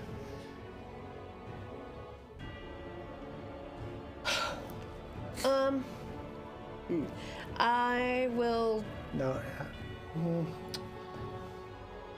You could recall knowledge, or you could recall knowledge to aid Mert.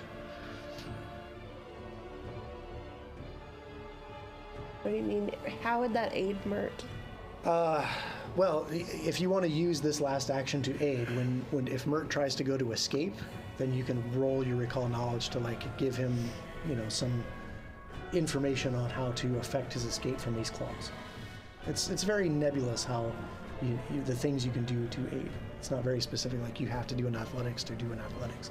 Mm-hmm. Does anybody know what this thing is? Nope. No one's even tried. I'm gonna go with that one. Like, Just try to figure out what it is. Okay. First of all. Well, this is last of all because you had your Facebook. True. Okay. All right. So you do know, in fact, that this is a zombie creature. This is an undead form of an aquatic creature called a chul. Okay. Chuls are typically. Well, let's look up chul because they're usually aquatic creatures that are kind of intelligent, actually. They're typically like an aberrant creature. They're also sometimes known as chulathis. They're large armor-plated crustaceans that usually live in mires waiting to snatch prey and paralyze them with their tentacles, usually liking to feed on their quarry as they're still alive. Ooh, that sounds not good for Mert. They are capable of speech and reason, but they rarely speak. And typical chuls, like I said, have a paralytic venom in their tentacles. This is a zombie form of that, so it does still retain that paralytic tentacle venom, but because it's a zombie, it is slowed and has all of those things associated with being undead. And that's what you know. Okay.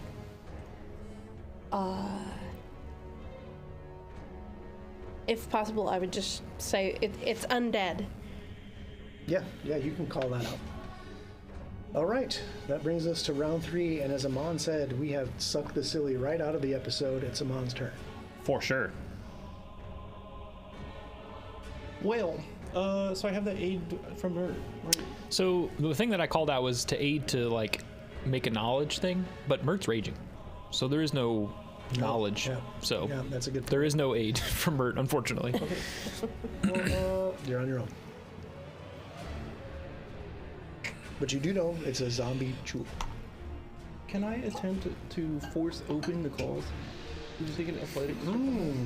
Because force open, it talks about like opening a door or window, but So this is essentially like the grabbed condition is applied to Mert. So this would be you're trying to free a creature. I don't know. Yeah, I think we've run into this before. I think Yeah. you can basically like aid the other person, but Yeah, you can aid with like an athletics to help him get out, okay, but you can't ungrab a grabbed creature. okay. What would it look like to aid with that? I mean, What you just described, you would use an action to aid, and then when he goes to try and escape, that's when you would make an athletics roll to kind of like grab the claws and try to yank him open. That's Sure. how we would play that, I think. well, I mean, I would have to like stow my machete for that, right? Free? Do I need a free one Yes. free hand? Yep, Okay. sure do. So I'm gonna take first action, take a swing. Like I see Mert, he's in trouble. I want to try to maybe hopefully take this thing out. That'll be a 22 to hit. That does connect. Okay. 13 points of damage. 13. It does a lot more than that because you're using that slashing weapon. Mm. You have 2 actions left. I'm going to.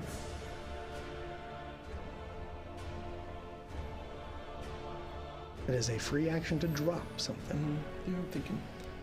My second, I will try to swing again. Okay. 14. 14 does not connect even with all the things. Then free action, I take 2 swings, and then free action, I'll drop my machete right next to me, and then take my hand and, use it to try to grab that claw open. Okay, so hold on to that because you are spending an action to aid. So what that does is it sets up a reaction for when he tries to escape. So if he doesn't try to escape, you don't get that reaction off. Okay, so hold on to it. Sure. Lysander. Great. Remy's going to try and punch this thing because I'm going to tell him to do so. Okay.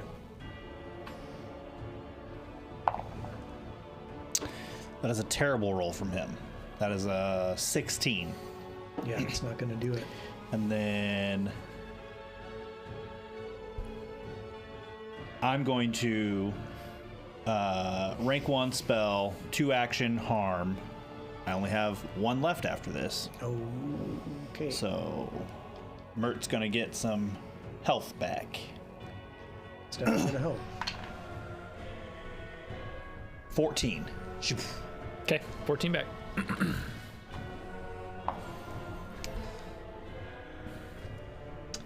That's it for Lysander? Yeah, that's Reactions? me. That's me. Okay, that brings us to Mert. Okay. First things first, I'm going to try to get the heck out of here and attempt to escape. Okay, so now roll your athletics. 24. 24 against my fort DC. Okay. You are not granted a bonus to this escape. That's fine. And I'm going to attempt to escape as well, which is athletics, correct? Yeah, it should be, yeah. Yep. Or is it acrobatics? Pretty sure. I think it can be that or your unarmed modifier. Escape. It is an attempt to get free when grappled. Acrobatics, athletics, or unarmed. You Great. can use either of those 3. Sounds good. Mert probably just uses unarmed modifier. If that makes sense. If that's better than athletics. It is. Yep. Ooh, that is a 30. Oh yeah. Yeah, 'Kay. you force open the claw and like squirt yourself free of the pinchers. Okay. That does have the attack trait. Yep. Yeah, Bastard Sword in hand, I will use my remaining 2 actions to attack it, and I'll do an intimidating strike. That is going to be a 19. 19 on the money because he's off guard. Okay. Because he got knocked prone and he's clumsy. Yep.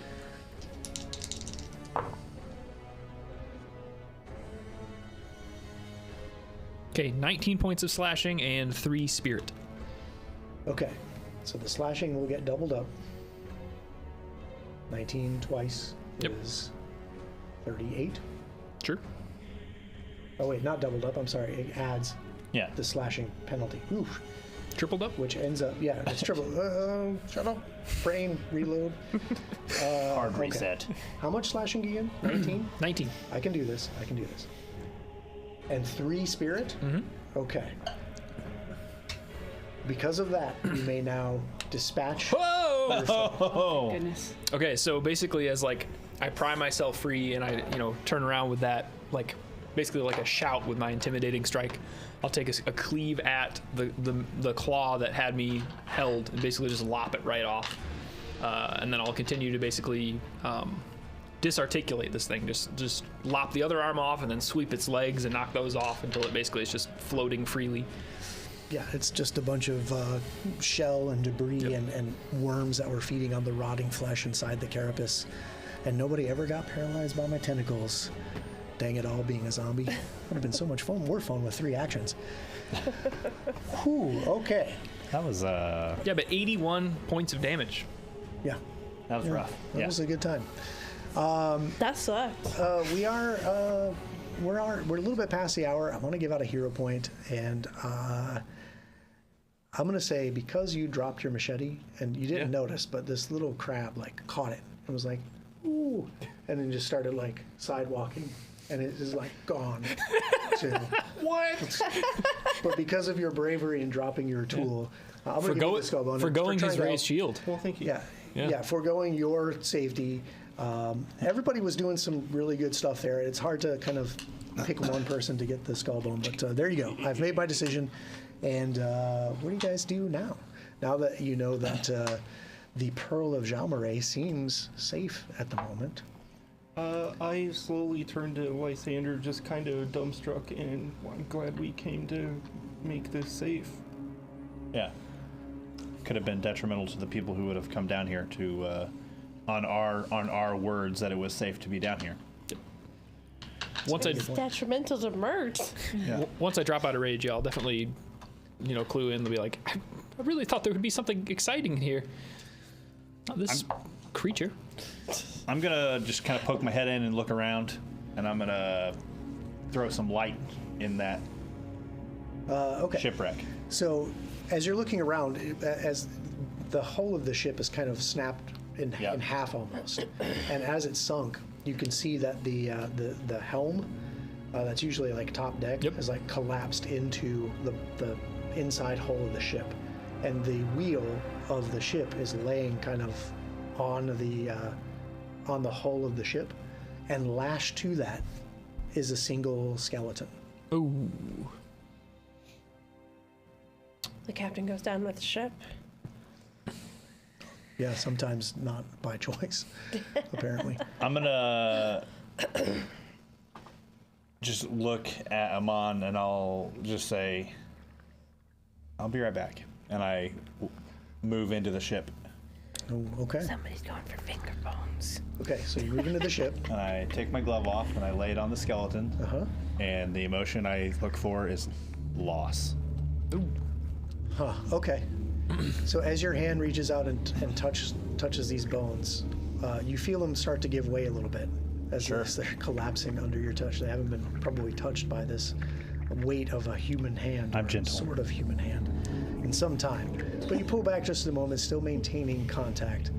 And as you feel and stretch out over the years for this emotion, you find yourself on a ship at sea during a storm. There is some sort of hull breach. Nobody knows what it's caused by. The crew is panicking. They're trying to bail the ship. It's not working. They're going for the lifeboats.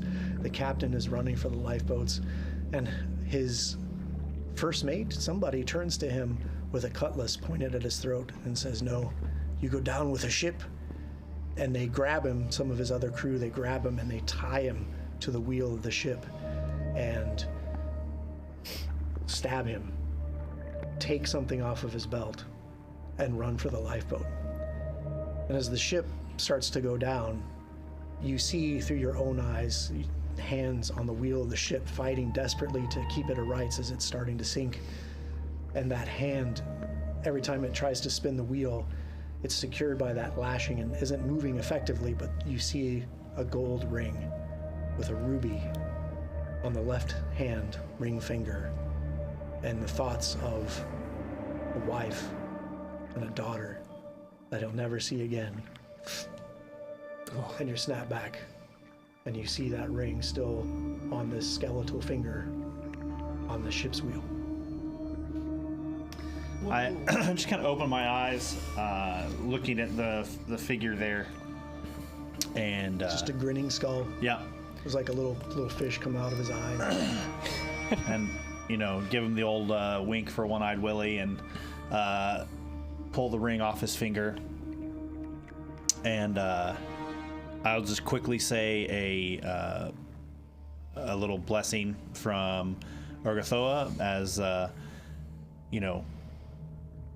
if you were untrusted in life to the point where your crew sent you to the bottom of this ship, because that's maybe the superstition of such, may your real life be reborn in that of a servant that could be trusted. And then I just take the ring, anything else that looks interesting, and I just kind of float back out.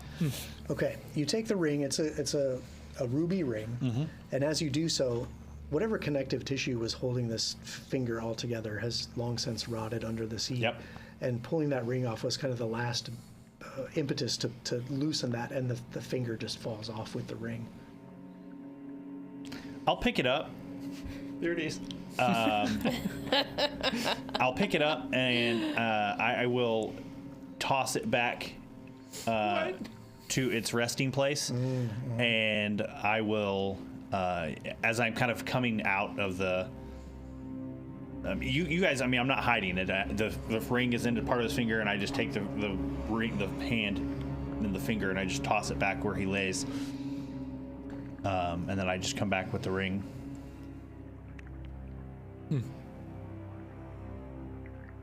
Interesting.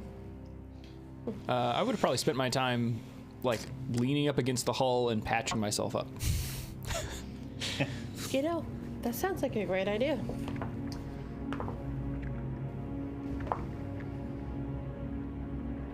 When you came out with that ring, you looked like you were holding it up for some Yeah, I was purpose. just Were you gonna holding it talk up, kind Mert? of like. I wasn't necessarily like, "Hey, take this," but it was like this was on the captain's finger. Mert seems busy. Looks to healing be, himself. I don't know, a wedding ring. Amon, were you ever married? Did you ever have kids? No. And I'll just kind of like, you have the bag. If I'm sure it's worth something. You want to check it and see if it's magical, Ophelia, if you want, but Sure, I'll do that. Probably isn't, but yeah, who knows? When you spend time to read aura, it is not magical. Yeah. yep, just a regular old wedding ring. I'll take it and I'll put it in the bag. Okay. Just a quick spot on that. It's probably worth maybe 30 gold. 30 gold, just 30 gold. I think in the time it takes Mert to kind of heal himself around, I'll just do another once around in the whole boat just to make sure we didn't miss anything. Just. Yeah, there doesn't seem to really be anything of interest left in here. Yep. Just this last crewman. I was thinking, because you mentioned something punctured the hull, but we don't know what. And I was thinking like some kind of knowledge to figure out maybe if I could tell what could do that, but I imagine that would be with nature. I don't have that. Yeah, it's been so long under the sea, like to know whether or not maybe they ran aground of some coral that they didn't account for, or maybe this chul itself attacked it. Pincher buddy. Maybe some other creatures attacked it. Whatever mishap it was, it happened years and years ago, and the condition of the ship now, it's going to be very difficult to tell from the damage you see now versus what Lysander saw in his head, which you did not see. Sure. Yep. Okay. So, the guards that have been swimming patrol, they haven't been back through, have they? You haven't seen them this whole time. I think we should probably get to the surface. Let the people of Sallowshore know what's going on. Yeah, they probably think we're dead. Oh, I don't think they think we're dead. I almost thought I was dead for a moment. I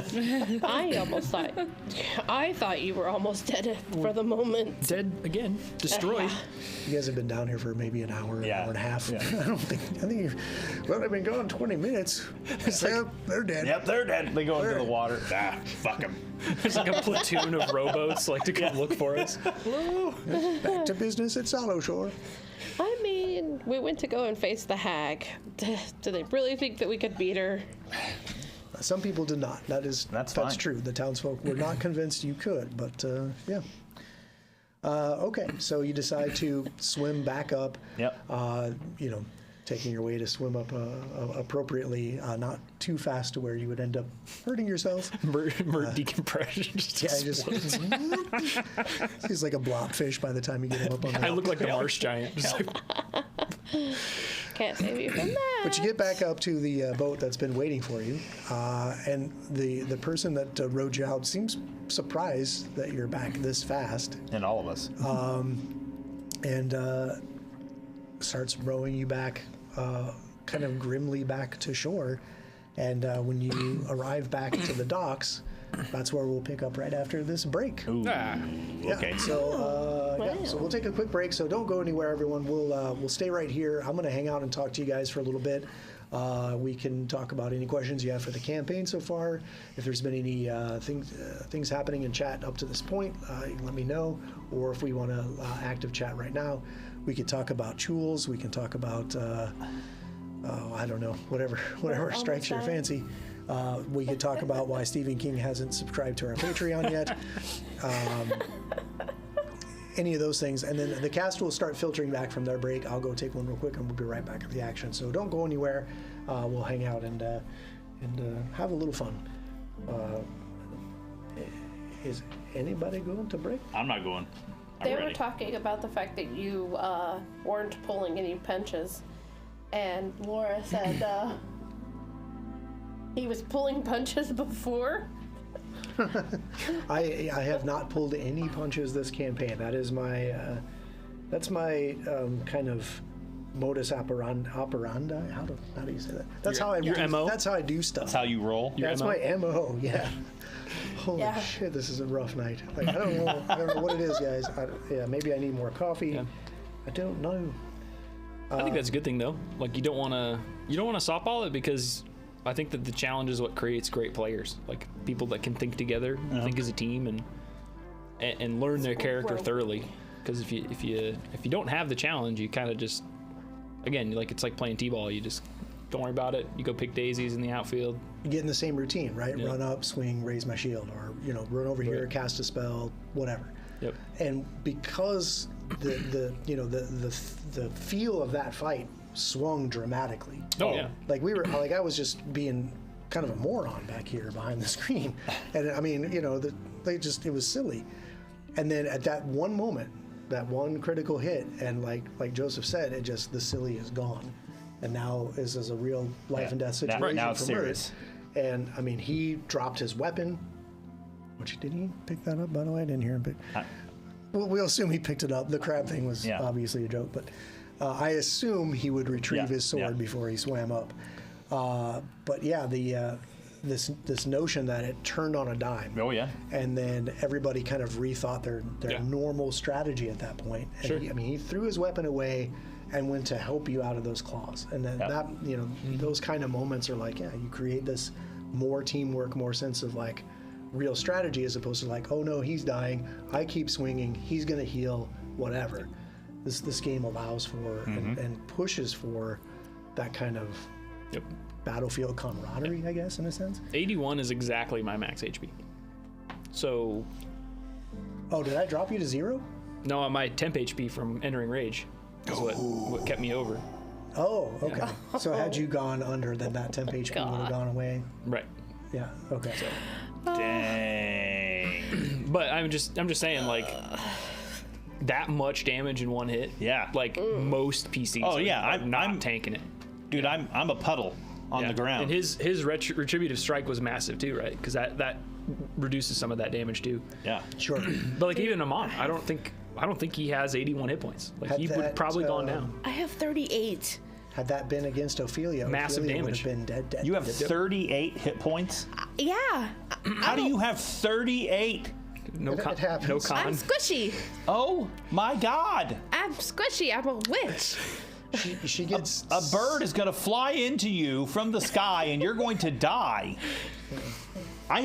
That's dramatic, but yeah. I have 30 more hit points than you do. Whoa. So what is a Is that witch? possible? I have 68. What does a witch get every level? 6 Like plus con? 2. minus 43? Jesus. And your con is 0, so you're getting 6. So yeah, 30.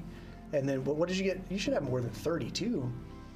38. 38. Okay, that's better. Because what I said. your ancestry, and then 6 plus con, and Wow. 38. I'm doing the math and it checks. And that is, had that claw got Ophelia, like you drew out that Morning Star, and I was like, if she gets up there. Oh, yeah, dude.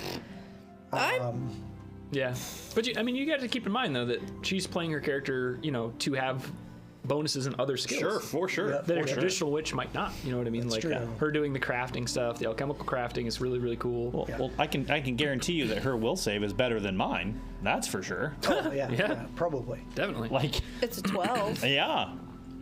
Okay. Yeah. Well, But I was going to say, have you thought about toughness at all?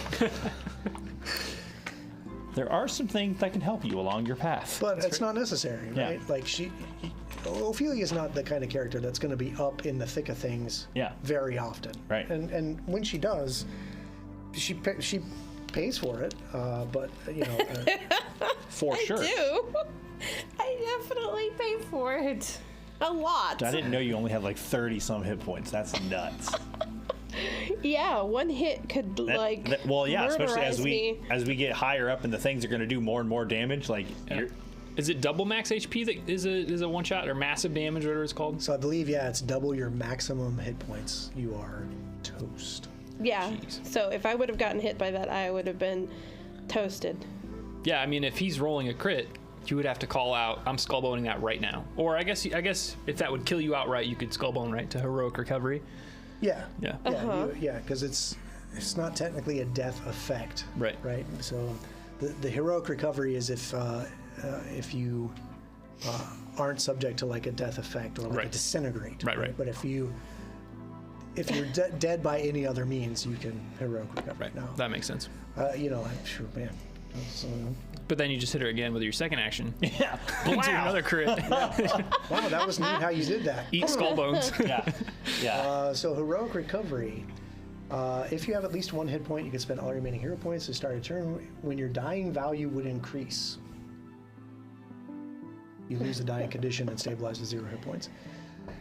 Ooh, That's okay. been So maybe wrong. you can't hero point skullbone? Or No, it's you can't only- hero point massive damage. Can't hero point massive damage because it's only when your dying value would increase. Because you don't have a dying value, you go. Read that You do not again. pass go. Read the So whole thing question, again. would that also apply to Mert's card? Probably. Yeah, and probably the Alara's head exploding and all Yeah. that. So there you go. Break time, actually. So if you have at least one hero point, you can spend all your remaining hero points at the start of your turn when your dying value would increase. At the start of your turn. Or when your dying value would increase.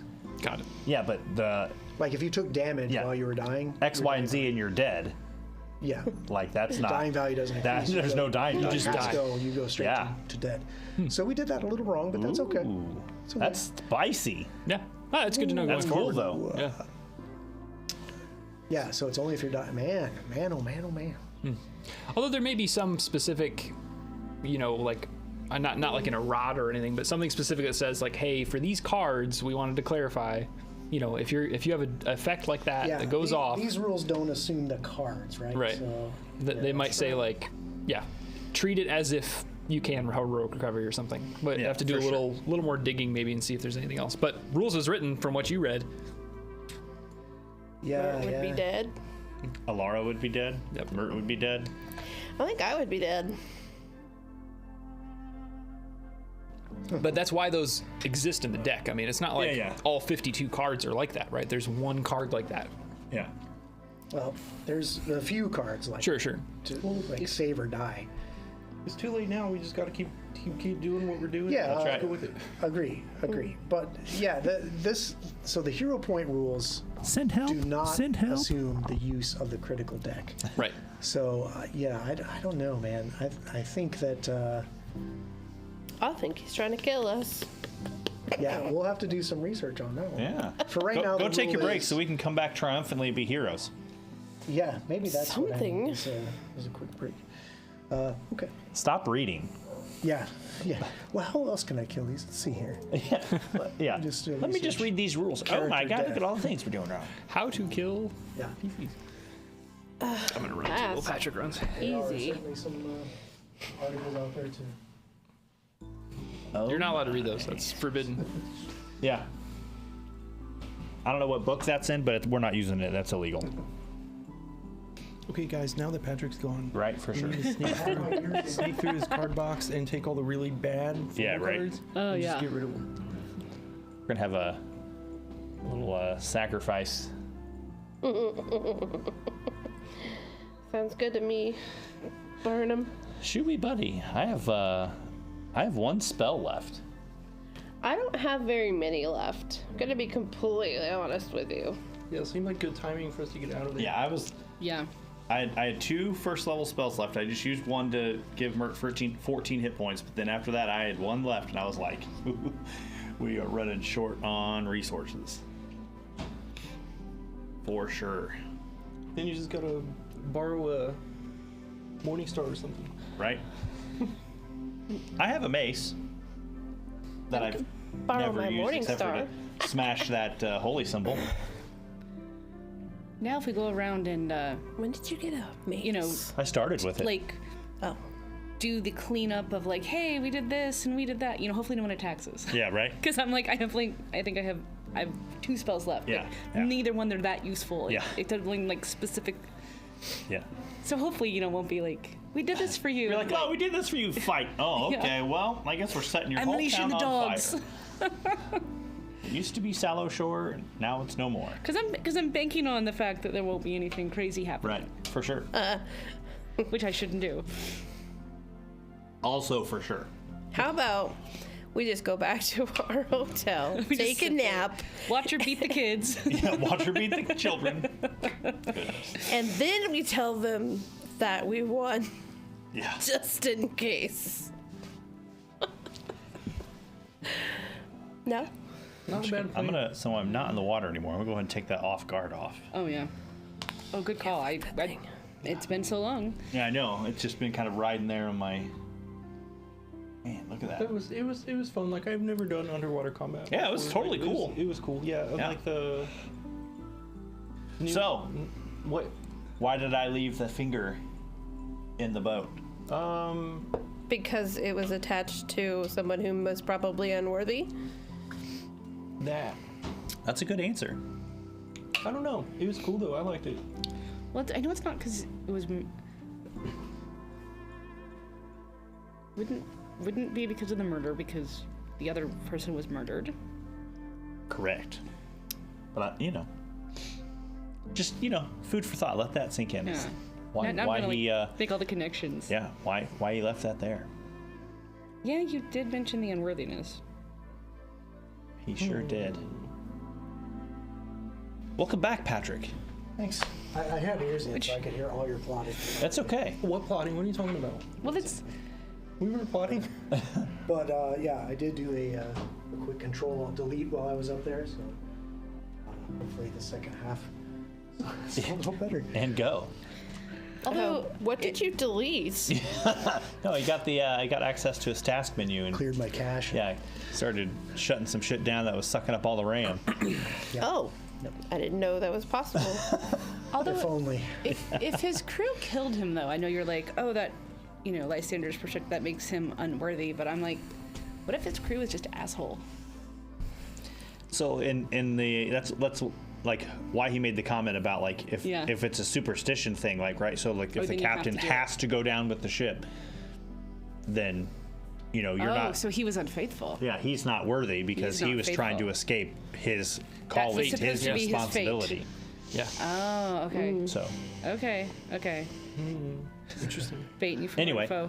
Yeah, I think that there would be a captain that would be devoted enough where it's like, yep, this old girl's kept me, 50 years I've been sailing with her. If she's going down, I'm going down with her. Right. And do it happily, right? right. Possible. I do want to call out before we jump right back in that Wonder Llama caught on to my Lobstrosities reference All right. from the Dark Tower. So honorary skullbone to you, Wonder Llama, 4827. Honorary skullbone. Love it, love it. Yeah. what So a when he weird, when he what a comes to weird try and scene. kill you, you can be safe too. Dada chum dada chi. Here we go. Any other Dark Tower fans? Good stuff. Okay. So I kind of liked Ophelia's idea and us just kind of like slinking back to the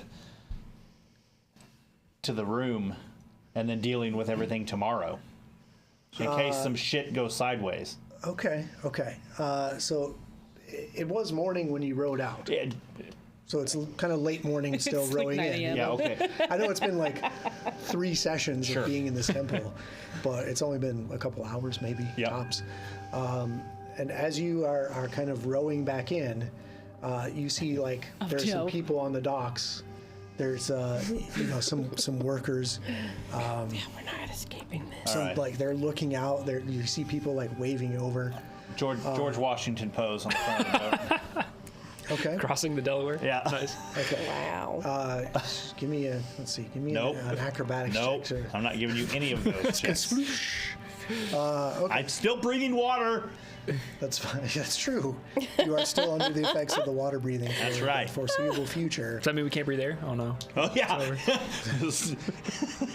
That's when the massive tentacles come out. Oh no.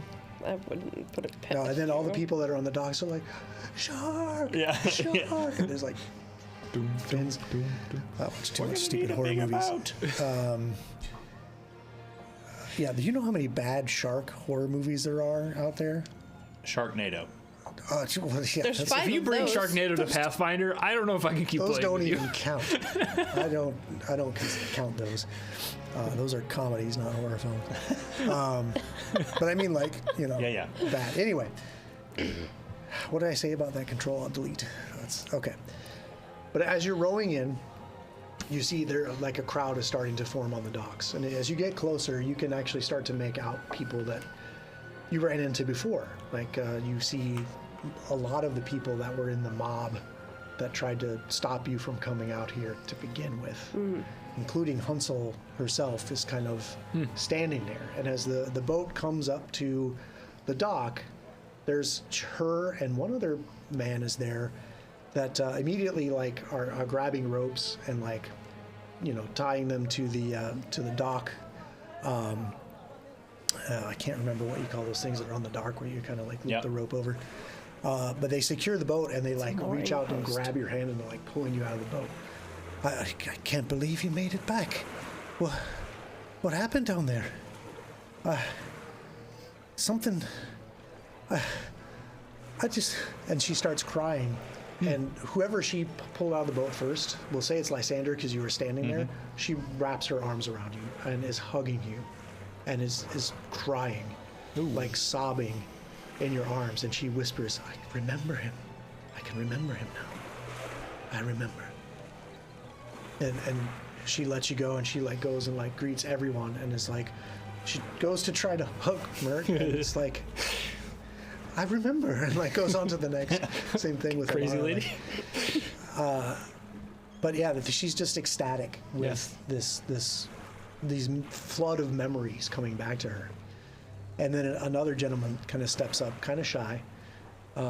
He's not the most handsome. Has his gentleman, face though. but you see him kind of wringing a burlap sack between his hands, and he's like, I can't thank you enough for what you've done.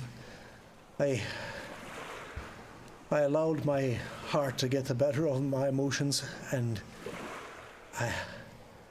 love is not this shallow thing. Love's not a face. Love's not what you look like. Love is what you do. Love is not a feeling. It's what you do. And I can't thank you enough for showing me that.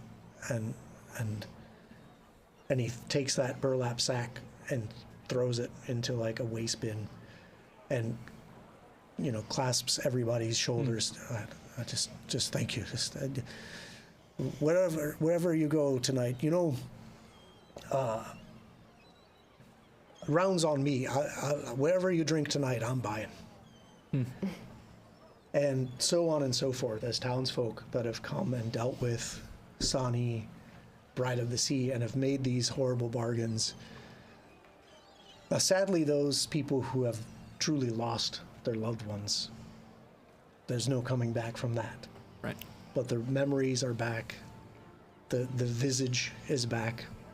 People are returned to normal. The town is returned to normal. And there's this sense, like this pall of whatever this curse of Sani had over this town has lifted. And in some sense, you're heroes. I want to use diplomacy and for make an impression. Okay. And I want, since in the entire 500 sessions we've been underwater, I didn't make any skill checks other than the search of the ship. Mm-hmm. I rolled my D8 for my star chart. You did. And I have a +2. So I start with, I don't know if it's a secret check for... it is not. Okay, so... You basically talk it out for about a minute of conversation. Tell me what you're telling to these people. Sure. So I'm just going to piggyback on the conversation I was having before we went in there. And all these people are coming forward and they're grateful for what, they think happened, right? So we haven't even told them other than us just coming and them having memories and having their face back and those kind of things. Mm-hmm. I'm just picking up with the conversation from where I left off before we went in, and Lysander is just standing on that principle that Sallowshore now can have someone who can stand in the place of justice, and you can elect someone and have someone be that person instead of having someone who's going to take advantage of you or not have your best interest at heart. You now all have the opportunity to turn the leaf and find justice amongst yourselves instead of being at the mercy of someone whose justice you have no control over. There's a couple shouts of like, Lysander, oh, a second, and like fists are raising. And what do you say to that? Look, I have greater aspirations, but rest assured that Sallowshore will always have a sacred place in my heart. But here's what I will say. That temple has been cleansed. Oh, murmurs. And I kind of point over towards Amon, and I will gesture that we have made sure that the surrounding area is clear. I would clamor that if you are a follower of the Pallid Princess, that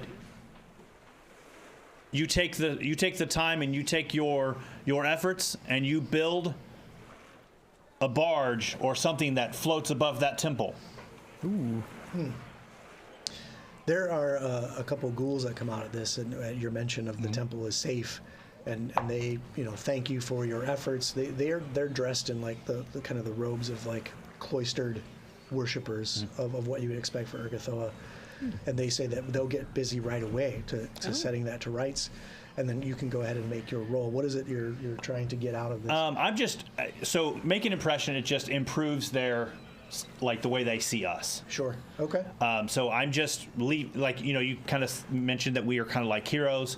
I'm just kind of setting the foundation for the stories that are going to come out of Sallowshore of what has happened here, right? So as you're looking for your bloodlords that are going to need to have a reputation, then I want it to feel natural because the people are talking about it. Mm-hmm. Right? All right. You may give me a roll. So... And we'll kind of go with, the people that were kind of leading, you can kind of direct this out to more and more people. Now, there is a penalty if you spread it out over more people, but we'll kind of pick the 6 or so. Yep, the group that I influenced the first time. Perfect. So that's a 27. 27. Dang. Is still a critical hit, critical success. You killed them all. They're all dead. You've made an impression by murdering them all. That's a critical success. Holy shit. So it increases their favor or the way they look at us by 2 steps. Absolutely. Which has got to be the highest step at this point. At this point, yeah, they were already looking at you favorably. So I would say that they are definitely at the highest tier of those. What's the word I'm looking for? The attitudes. Yeah. Attitudes toward the PCs. It's helpful now or something like that? Yeah, they are. They from friendly to helpful. Yeah, big time success there. So yeah, like I said, I'm just merely looking for. I want some grassroots conversation coming out of it to where the stories will feel natural. It's not like you have a bard running around telling the tales, right? Sure. I want the merchants telling the tales and the people in the towns telling the tales, that kind of stuff. There's with the group that you've already kind of influenced in the close proximity, Hunsel, Bulgath, those groups that were threatening you to begin with. are so impressed that they're immediately starting to turn to their comrades. They're running into the market stalls. You see the priests, the ghoul priests that are going back, and they're immediately like talking about, we need ships, we need to get down there. You've seen some Lacedons come up out of the water, and they're kind of bobbing in the water listening to you. So this is already spreading. Yeah, you have a good sense that they'll most likely start checking out the temple immediately. Love it. And then I just kind of like step back into the group, and then I just kind of like pat the back of Amon, just kind of nonchalantly, just let him know that I'm standing there. So, shall we go and return this journal to somebody who can make use of it? Yeah, I think we can return a journal. I think we can return a ring. I think we can, I mean, if you want to do those things now. We might as well. Sounds good to me. I mean, we are with the head of import and exports of Grey Dirge. We should be able to cut right in line, right? Right? That's what I'm saying. That's why I looked at him on. So it's not far from the docks to the building that housed the Export Guild offices of Gishkar.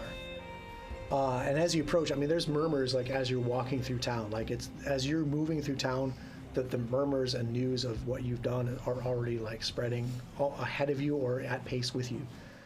And when you arrive at the Export Guild offices, with that long kind of dock walkway out to the building, you can see there's still lizard folk and Lacedons swimming in and out of the lower levels. The line that is at the front of the door, when they see you coming, there's like some whispers, and then they immediately are like, no, please, go ahead. The agent that came to the door before, oh yes, the representative from Grey Dirge and his team, please come in. It'll be just a moment. And again, the customs office is half in, half out of water. So when you go in, there's this kind of wooden plank floor with a desk, and there's like a peg with a hat on the peg, and there's like a little loft above that. But there's also like this like open area in the floor that goes right down the water.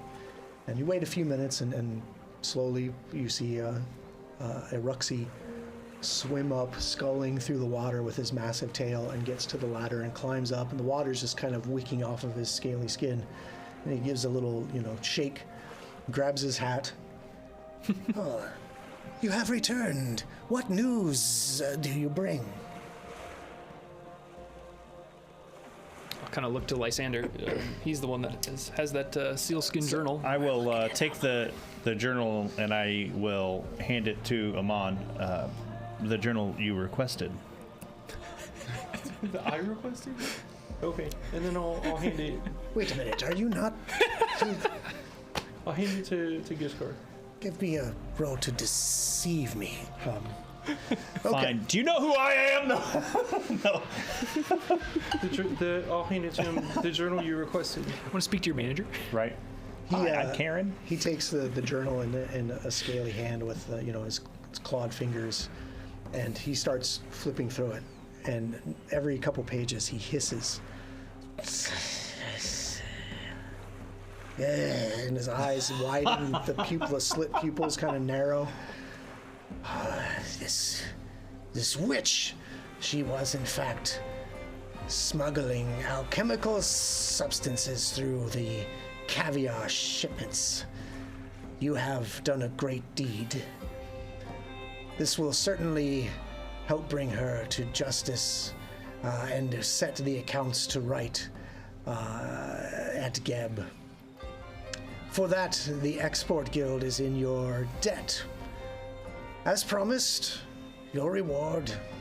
And he goes into a desk and pulls out a coffer. And in that coffer is 150 gold coins. Woohoo! Action stash. Cha-ching! Your actions here will be reported to my higher-ups in the Export Guild. So know that your names will be spoken in the halls of Geb, spoken in the halls of Mekatar. You have done a great deed here. And sadly, I must return to my work. Thank you.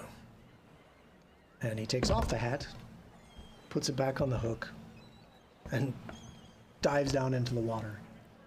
And his assistant sees you out. Let me just fix my DM screen. Jesus. Okay. So I think we leave from there and we go to High Ridge. High Ridge. Go see Tobias. His wife Nepenthe's ring. I'm sure he'll be glad to see it. But also, be interesting to see if he has any insight on where she may be. Her missing and some of her undead flesh there. Was it undead, or Maybe was it? I don't know, but something about the flesh that was there and the way it writhed. moving. It was something strange about it. And because she was murdered, I'd love to know more about if he has any insights on what could have happened to her. She certainly didn't turn into a ghost. I mean, where's her body? Exactly. Yeah. So I will say, as you are making your way up further inland to the kind of the cliffs where the High Ridge estate is stationed above the town, kind of gamey-wise, you may or may not remember that I am tracking your influence with the various factions within Geb. Yep. Your actions of supporting the Export Guild have garnered you 2 reputation points with said faction. So, just keep an eye on it. Bucking for that promotion. Oh yeah. Yeah. Aren't you from the Carter's Consortium? Yup. Okay. They don't think it's. Not now. Now he's the head export of Sallowshore. No, Self-proclaimed. It's a I self-proclaimed. thought you had said that when you were talking about your influence in the Yeah, no. stuff. My background is with the Carter's Consortium. Yeah. Listen, We he's been had- the head of the Carter's Consortium. He's been the head of exports and imports right. of Greater. Depends on the day of the week. Yeah. Fair enough. I wear many hats, just like Ishkar. But each of you in the group will get those reputation points with the Export Guild. Love it. And those will all come into play as this adventure continues on and your influence grows in the nation. But I won't go too much in depth in there. I think each of us will be interested in potentially some different guilds or factions based on our own kind of motivations. So that'll be have a fun to see feeling. play out. So yeah, there may be some times when you don't necessarily agree on what you want to do with these potential factions because it will influence your potential growth in the government as time goes on. So keep that in mind as you continue your journey here through Gab. Okay, so onward to And upward. High Ridge's estate. Literally and figuratively. That right? Yeah, it's a little on the nose, right? Yep. So when you arrive at the estate, you go up to that front door with that the knocker that we described in the previous session, and Lixel arrives. Yes. Do you have an appointment? No, but given our last appointment, I think we could probably skip the garden Yeah, we're and not gonna wait in the garden. and have a meeting with the master as we have come to return a ring I believe belongs to him. She folds her hands and gives like a little smirk at your mention of the garden. Please, it was merely a test to make sure that you would be beneficial to my master. But your questioning tone when we opened the door and whether we have an appointment says otherwise. Do you have an appointment? I have the ring is my appointment. Oh, did you mention that earlier? I did. Anyways, I haven't That's had okay. my drink this morning. It's fine. to the parlor. I feel a bit dry. No, thank you. I'll tell you where we're going. You're not the man. You're not in charge here. We certainly aren't going to the garden. No. You won't be going to the garden, I assure you. But she does lead you to a salon. great and get my hair done. It's a parlor. Well, it's a salon. The windows are, but the curtains are pulled tight in the salon. There's no sun coming into the sunroom. Kind of defeats the purpose of the salon. I mean, maybe he wasn't always a vampire, right? Maybe. Yeah. So Maybe his wife liked to. Never mind. Live dangerously. And then so after several minutes, he does come down the stairs and meets you in this room, and then wants to take you back to stand under the picture, the portrait of his wife. You have come with the ring, I assume? Yes. And news. There is news? What have you found out? Well, you see, you weren't very forthcoming with information when we were here before, but we do have the ring, as promised. Whatever do you mean? Do you want the ring? He gingerly extends his fingers and takes the ring from you and looks it over. So, the ring was found in the temple, much you surmised. Fantastic. Looks like Sani murdered her. Yes, as I said. And, well, her body wasn't there. Her hand was, and parts of her undead flesh were... Wait, what are you saying? Like a dark expression comes over his face. What are you saying to me? Her body was not there. Her body is not in the tomb. I hate to say this, sir, but it could be. I've studied these things. It could be a revenant, perhaps. She could have turned into a revenant. A revenant? She's so obsessed with her murderer that she must come back to life to seek revenge. Do you need a drink, my dear? I have a very fine vintage, just drained last night. Tempting. Please, Lixel, a bottle. Oh boy. He pours himself a glass. Now, please, what do you continue with? There was a revenant. How do you know what happened? Explain to me. We don't. Yeah, we just saw there was some fragments of flesh around the sarcophagus that she was in, and they seemed to be alive, as if they were moving. The only reason I suspect that is because the lid of the sarcophagus was sundered when she broke free, presumably from the inside, and started her undeath when she broke free. And that's the only undead thing I could think of that happens often when people are murdered, that would be strong enough to destroy a heavy stone lid like that. Sure. It may be just the raw power of my wife. I don't understand why she doesn't return to me. Perhaps she has somehow lost her memory. If she's a revenant, as you say, maybe she is so consumed by her need for revenge that she has forgotten her true love. Perhaps she is ashamed of her new state, and she dares not face me. But I must find her. I must find my true love with this. She sounds even more powerful and more passionate than before. I must find her. But first, I must thank you.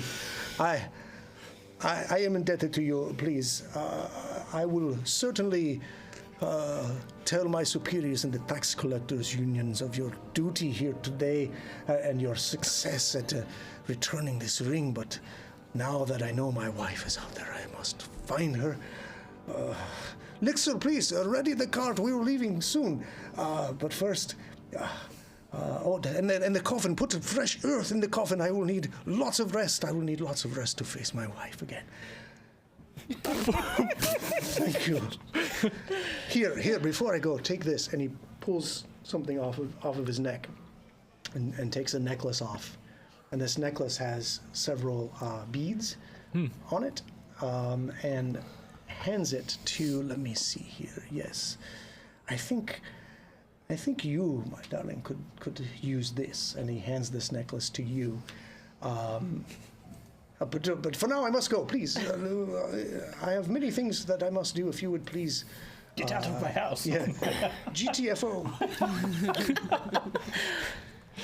Oh, we wish you luck on finding your wife. Yes, thank you. That will have nothing to do with luck. My passion will drive me to find my wife. Oh my god. Okay. Well, TTFN. So, what in the hell is this? That's what we're asking. It's good to see that love persists, I guess. Through death. And Even death after death, they haven't parted undead. or will be reunited. Yes. Well, it says until death do us part. It does not say anything about undeath. True. Yes. Must be in the Appendix A. As one of my favorite songs go, love will tear us apart. And then off he goes once he gives you this thing. Great. Okay, so unfortunately, my Nethys is not pulling this up, but why don't you give me a... are you going to read aura on this? Yes. Okay. It is in fact magical. I assumed that you would. This is the cursed item. As we're walking out, Does 36 hit points of damage to you immediately. I'm still standing. Okay. Barely. Interesting. Okay. So you didn't die outright? Nope, not Okay. that time. Not that time. This is so weird. So this has been remastered. Of course it has. Of course. So this is a blueberry-sized bead, appearing to be a sphere of glass that has flickering light, and it's coming from the core of the sphere. And it's giving off this kind of orange glow.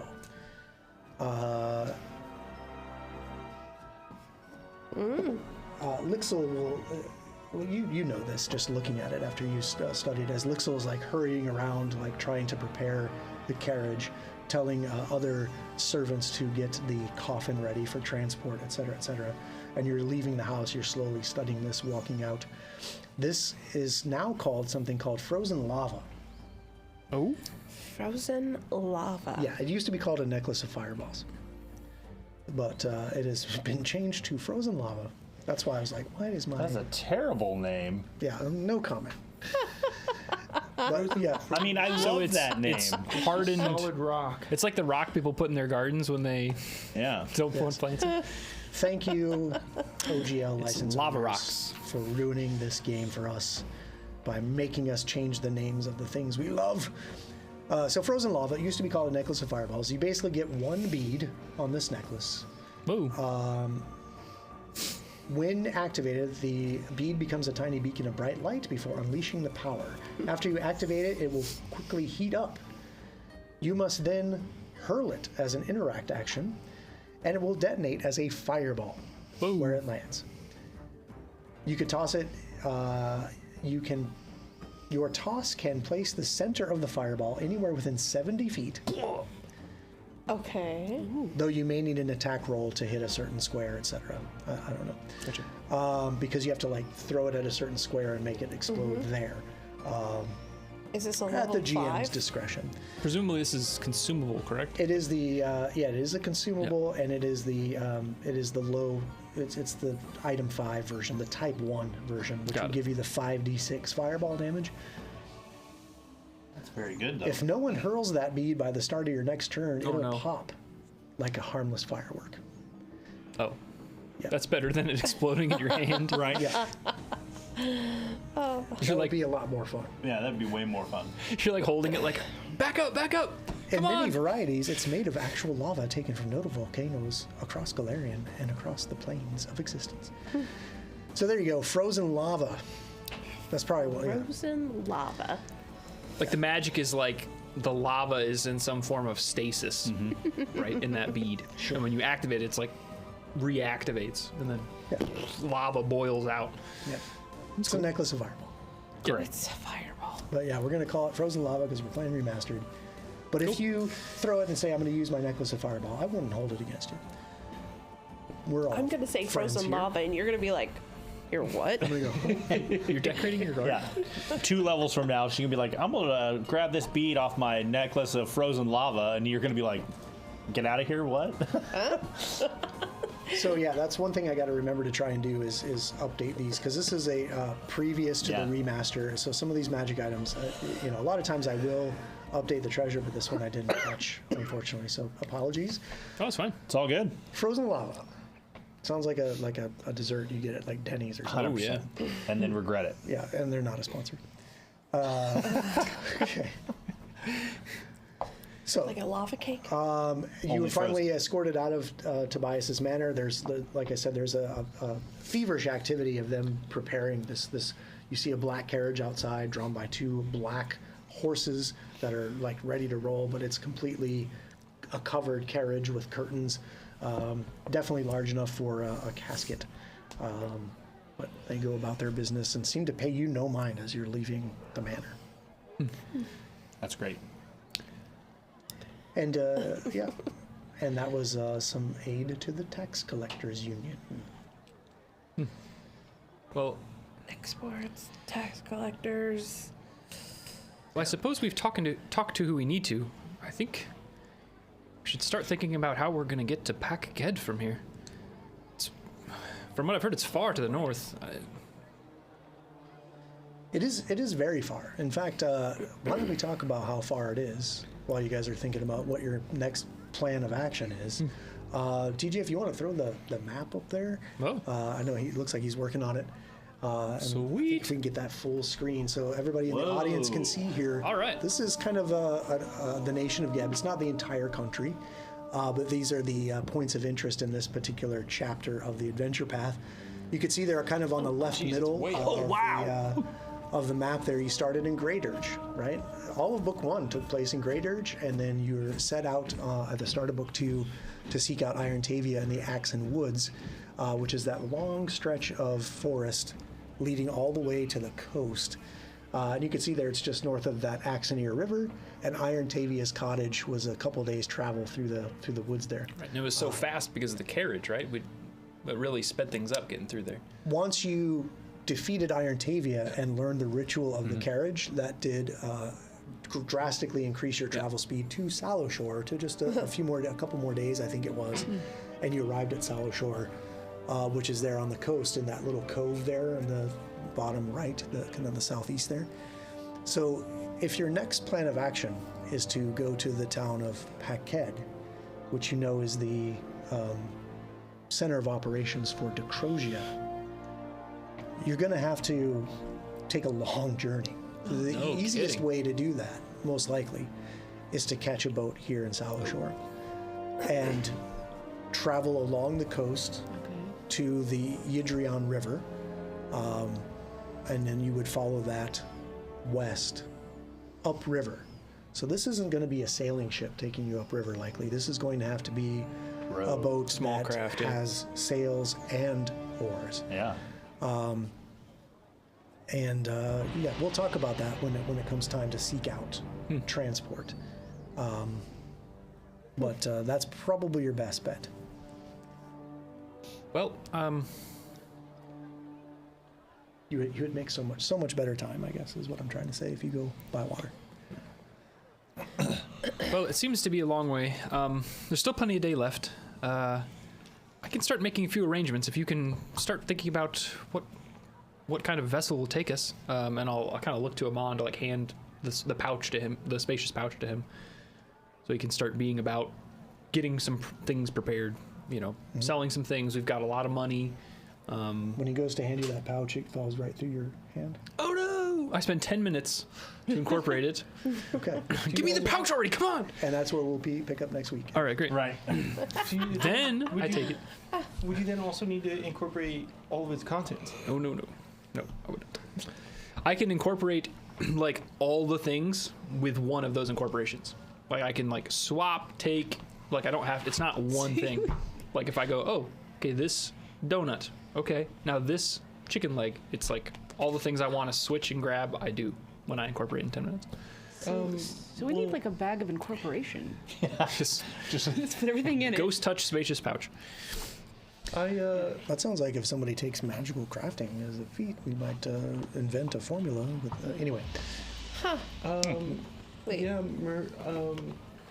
there's some things I want to pick up anyway, so we can travel together around town and, go through our inventory and see. Great. I'd be interested to see how much we could put together. Potentially fund the voyage. I can't imagine it's going to be terribly expensive. But we'll do our best to scrounge up what we can. I'll start making a thorough inventory of everything that's in here and see what we can possibly lose for a little extra change. Sure. I think Alara and I will probably go put some feelers out to see if there's any ships or anything heading that direction. You can ask nicely. Sounds good. We'll head to the market and start selling some things off, and I'll let you know what your cut is once I'm done. Sure. Ophelia, you want to go with us, or you're going to go with them? I think I'm gonna go with to the market. Okay. With the guys. Sounds great. Okay, not a problem. So you guys will go off to sell, and I know that Mert's been keeping a diligent record. Of course.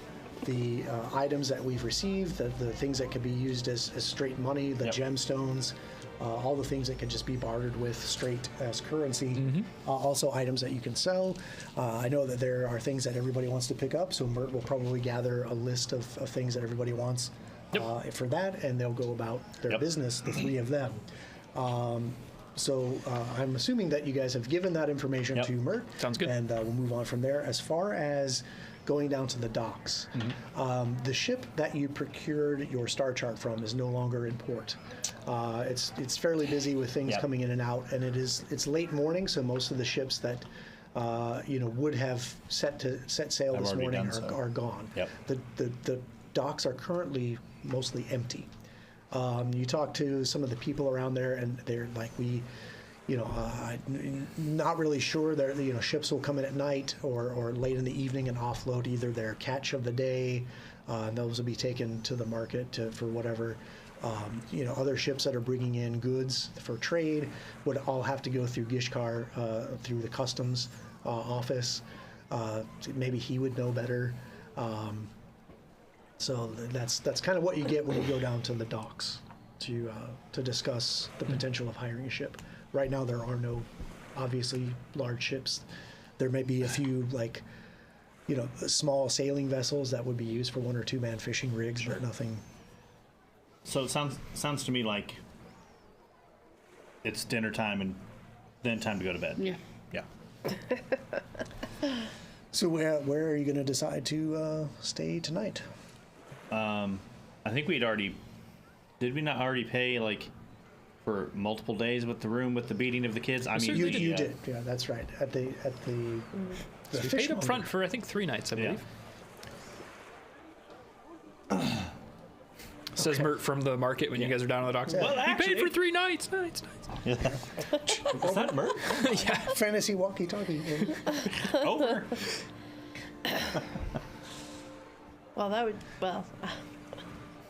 Yeah. Magical crafting. Yep.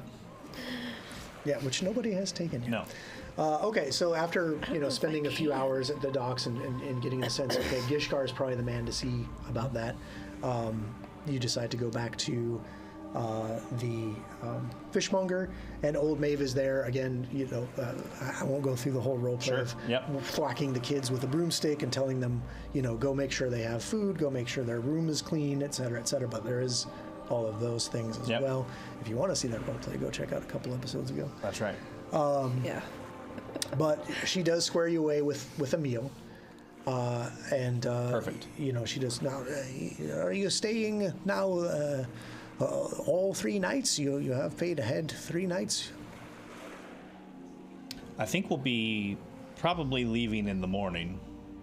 Oh dear. However, Sorry I think to say that. for your hospitality, you can probably keep what we prepaid. Oh dear. Well, you're too kind. Oh, Toby, come here, Toby. Get him the fresh bread. He's giving us a tip, you know. Maybe you'll get a cuppa or two. You cur. Whacks him with the... Bam! And off he goes to, yes, Grubby, I'm sorry. Fresh bread. And off he goes. And so you know that you'll have a night stay, a fresh meal with fresh bread tonight, courtesy Toby. That's right. For his 1 copper. And that's all set. Great. So after a few hours, you guys arrive back to the inn as you've kind of planned ahead of time with the goods you've procured, sold off all the items that you could sell off. I know you're keeping track of all that, and meet up for dinner. So what do you guys do there? Yeah. After a day in the market, I'll come back and kind of basically explain that so after going through and removing some things that were kind of I guess dubious in our inventory, everybody gets a cut of 136 gold and 6 silver. But we can keep that in the pouch for now, I suppose. As well as, of course, less anything that you sent me to purchase for you. That will come out of that cut. What did you guys find out about boats? Is there anyone we can charter? Well, I have no idea what this is going to cost to sail up there, but I imagine we might need most of this. Possibly. So, based on the information that Alar and I have been able to drum up, it looks like all of the ship activity happens. Obviously, the ships will come in late at night, but most of the business and the interactions and things like that will take place early morning when they go to set out. So we're going to have the best opportunity to probably procure a ride or, pay for our lodgings in the morning, and probably get that information from our friend down there at the Exports Guild. He will probably have the ins and outs of what is going where. I hate to get on a boat and go the wrong direction, right? Certainly. Well, I suppose we can go see Gishkar in the morning, and if we have to wait a few days before we find a worthy vessel, I think it's worth it. I'm not necessarily interested in paying top dollar for some bottom dollar flotsam and wind up stranded in the middle of the ocean. Agreed. We did only save 1 more potion of water breathing each, so let's avoid a shipwreck. Yes, agreed. Oh, dang. Speaking of water breathing, when we were down there, what was that like for you all to breathe water? It was legitimately the most terrifying thing in my life. Like, I was in straight panic attack when I went underwater for the first time. Then it was kind of strange. Yeah, same. It was. I never thought I'd have to be breathing water. Mm-hmm. Well, of course, it's a little bit different for me since I'm incorporeal. But it was odd. For the first time, I felt like when we were swimming that I actually had to swim. I kind of float where I will myself. But being underwater, I started to feel this connection, resistance. It was odd. I imagine that would be strange, for sure. It was strange and exhilarating. I bet. So as the conversation lulls around dinner, and you realize maybe how exhausted you are after the day of battling underwater and shopping. Is there anything special that you procured that you want to talk about with your group here, or you just want to pack up your stuff and get a good night's rest after dinner? I think the only thing, I'm not going to talk about it at all, but you do notice that Mert did follow through on selling that massive gaff from the marsh giant, and he does have a child-sized gaff on his belt. I love it. I love it. You may notice Amon having a gold ring on his right hand and an iron ring on his left hand that you didn't notice before. Cool. Okay. So as the evening wears on, Bulgath does actually come in. Oh, I caught wind that you were staying here, and I promised you around. And so he, sits down and orders some of the horrible watery ale from the fishmonger. There is some more thwacking of broomsticks and scurrying of children as they serve this ale. A couple rounds in, and Bulgath's like, well, I got an early morning, and I'm sure you do as well. So he goes off, and yawns all around as everyone starts making their way upstairs to their sleeping quarters. So much deserved rest. And there's a couple more broomstick thwaxes, like last minute sheet changes or pillow refreshers are done, and you're ready to rest for the evening. And you wake up. It's now the 1st of Desmond. 4722 AR, and you're ready to leave Sallowshore and put this town behind you. One last breakfast here at the Fishmonger Inn, and as you're eating this last meal here before you go out to seek maybe another ship, Gishkar actually comes to the inn to join you at breakfast. Oh. I cannot stay long, but I have excellent news. I was told that you were looking for transport to Paghead. Why would you go there? I'm not sure, but I believe that there is a longship currently docked that is taking a shipment of materials past there, and I have convinced them to stop and allow you to debark at the docks leading to Paghead. It is a long journey, but I have full faith in this captain. I have come to know him. I trust him, and he is a bit eccentric, but I think that you'll manage. And I will also report to you that when you told the town that the temple was safe, clerics of Urgathoa swam down to check out the temple and see what needed to be done. They discovered a cauldron there. This cauldron is a very powerful, magical cauldron that is capable of taking materials, putting them in the cauldron, and as you cook them, they break down to their component materials. You can melt down metals, you can break down stone, you can break down wood, and they gain back materials to rebuild what you destroy in this cauldron. They want to use this to rebuild the temple. This boon has made the Church of Urgathoa promise to sponsor your journey on the ship, and as a thank you for this restoration of their temple.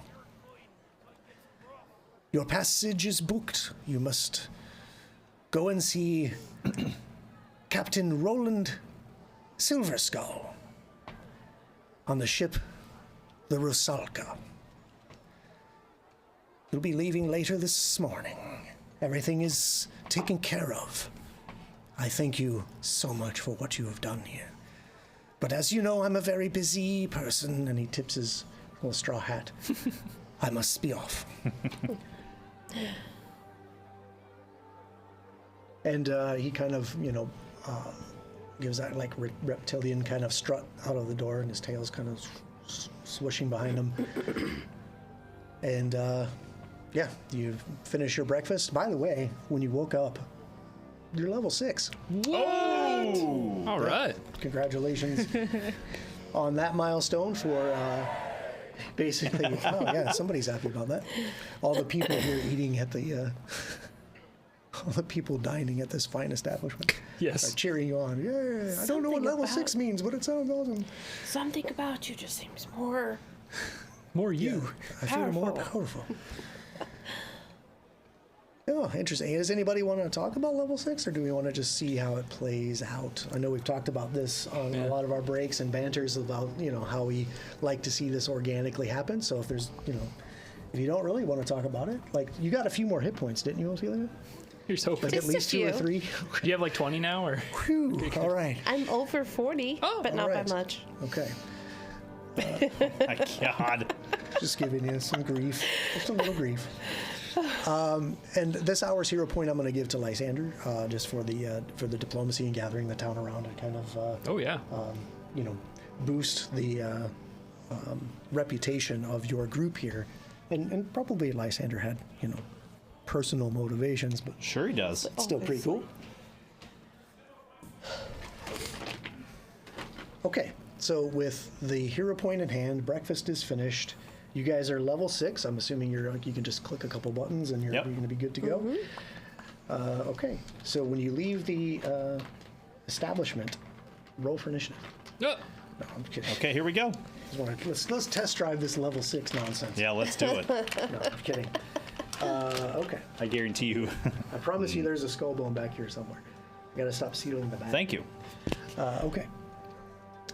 So you head down the docks. There's lots of people kind of stopping you and greeting you and thanking you and you know, kind of the, what's the word I'm looking for? Like the inadvertent almost celebrity of you guys now in this town. Wow. And I don't know how you feel about that, but you slowly are able to make your way down to the docks, and you can see this huge ship has pulled into port. The Rusalka is a long ship. It does have a mainsail with a massive sail. It does have a bank. It basically looks like it has 2 decks, and the lower deck has a lot of oars basically sticking out of them. Now the oars are pulled up out of the water and put to rest, but there is a rowing bank on the below deck, right? What would be below deck. The top deck, like I said, has a large mainsail. There is a very large forecastle up at the top, or as the word it looks like forecastle is the word, but it's forecastle, and that is, you know, basically setting at the bow of the ship, right? The front of the ship has this big, almost like a building at the front. At the back, there's another kind of small, like, second deck, you know, that's some steps up over. And on the back is like 3 stained glass windows that look out the aft of the ship. And that's what you see. In the center of the main deck is kind of another like small building that looks like, you know, it could be. It's hard to tell from here. You know, maybe you don't know your boats very well. Nope. No, not really. Certainly don't. But there is motion kind of back and forth on the decks, and as you approach, the gangplank is already down. There are people kind of loading crates. And everybody that's loading crates and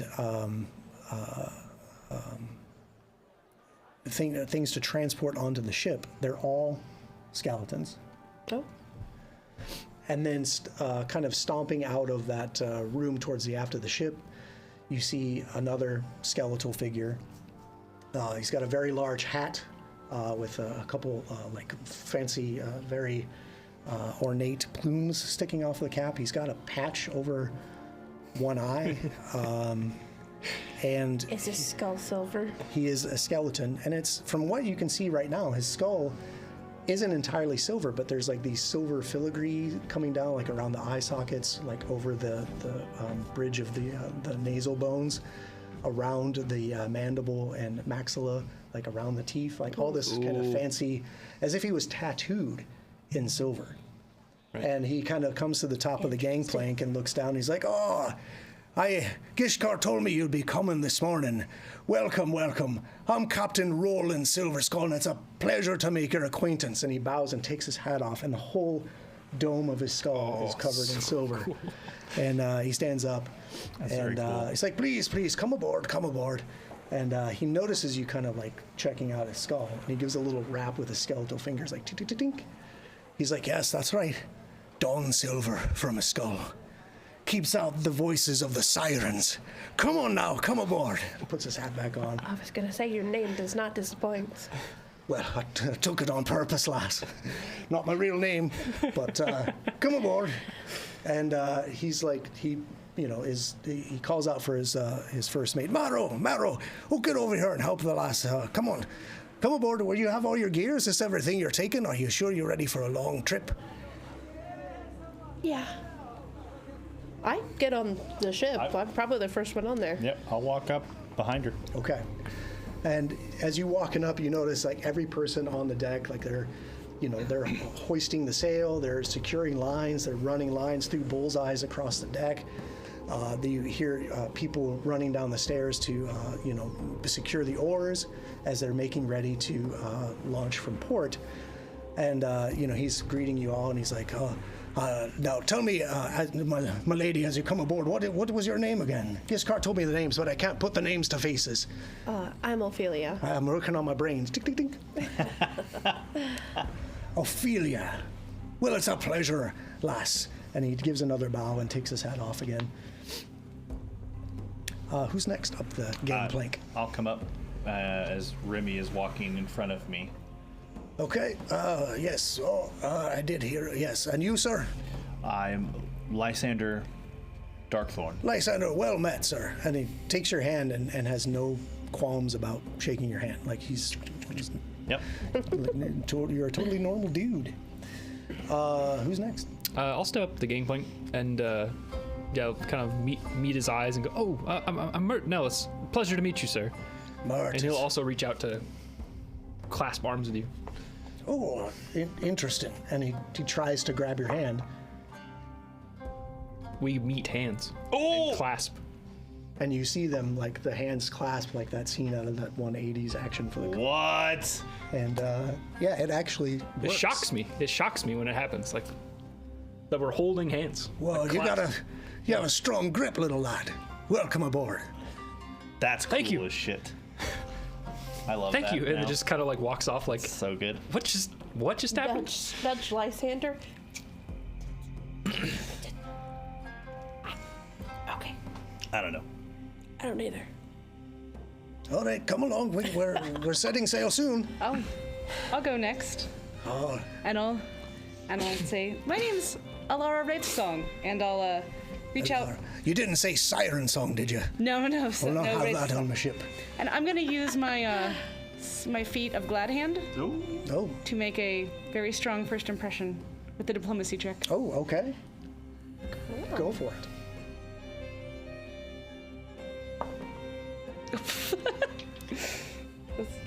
You can't laugh like that. Yeah, no, that was good. I was like, yeah, natural one. Oh no!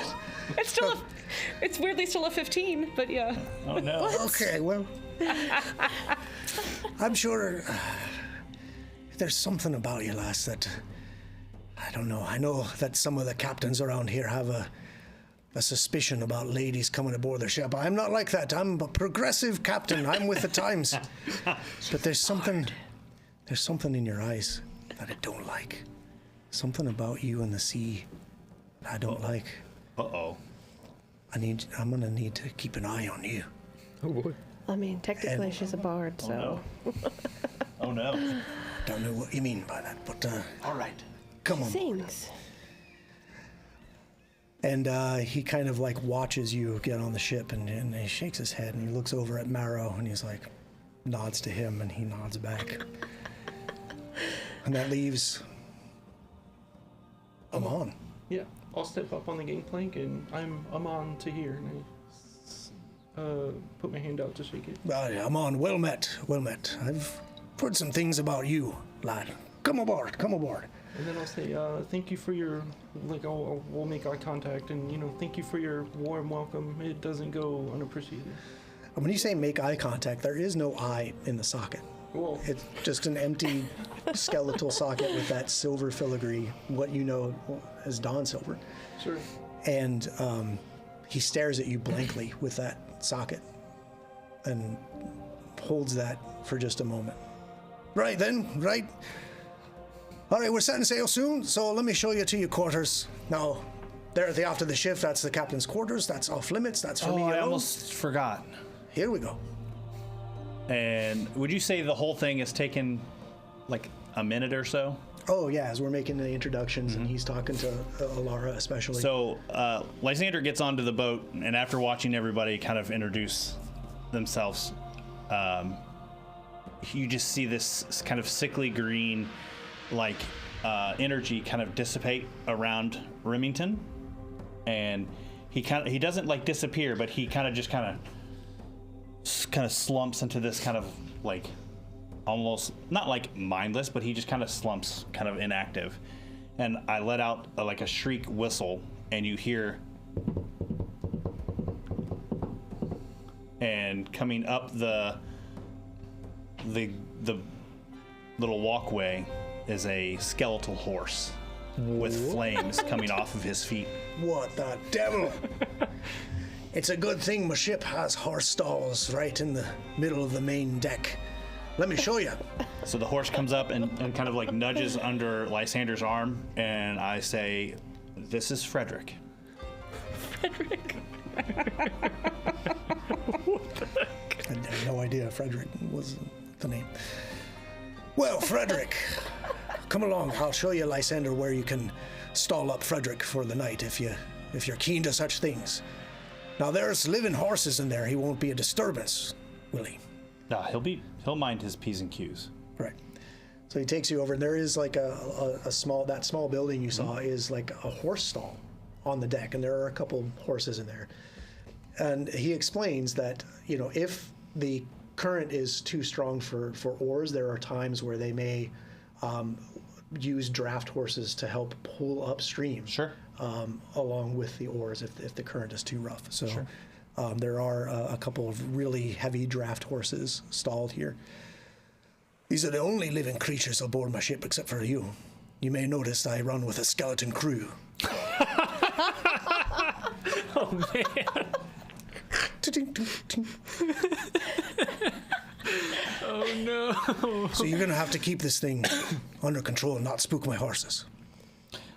In the course of just kind of walking over there and another kind of minute passes and you see the eerie green kind of fog kind of dissipate off of him and the flames dissipate off of his feet and he just kind of stands very rigid, almost like statue, like in the stable. And Remington, that mist flows straight across and kind of embodies Remington, and he kind of goes,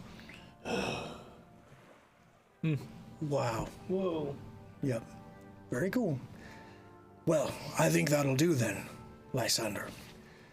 And then if you don't mind, I have to get my crew ready to set sail.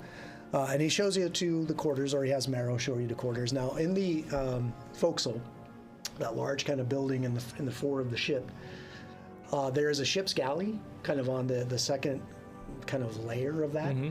But if you go up a kind of a small set of stairs, there's another kind of deck area where there's a bunch of basically like hammocks. And those are going to be your quarters. You're going to be sleeping with the crew in the hammocks for this journey. But we have Frederick, appropriately stalled. He tells you to stow your gear and shows you like where you can stow your gear. Now, if any of you are cooks, you can always help out in the galley. We don't eat a lot, as you know. With a skeleton crew, we just eat a lot of bones. But, should you have a hankering for something else, you can prepare your meals here. And then he gives you kind of a brief kind of overview of the ship. On the top deck, you have the mainsail, and then you have the horse stall. You have the forecastle kind of up there, and then in the back there is a kind of a dining area. That there's double doors with stained glass that open to a dining area, and beyond that is another set of double doors that he says goes to his quarters. No one's allowed in there except himself. And perhaps you can dine with the captain if things go well. But we'll see as we go on. Now, if you don't mind, I need to start plotting a course. And he flips open his the patch he had over one eye, and underneath you see the lens of a spyglass built into his skull orbit. And he just kind of reaches up and starts like doing this with, yeah. Right then, okay.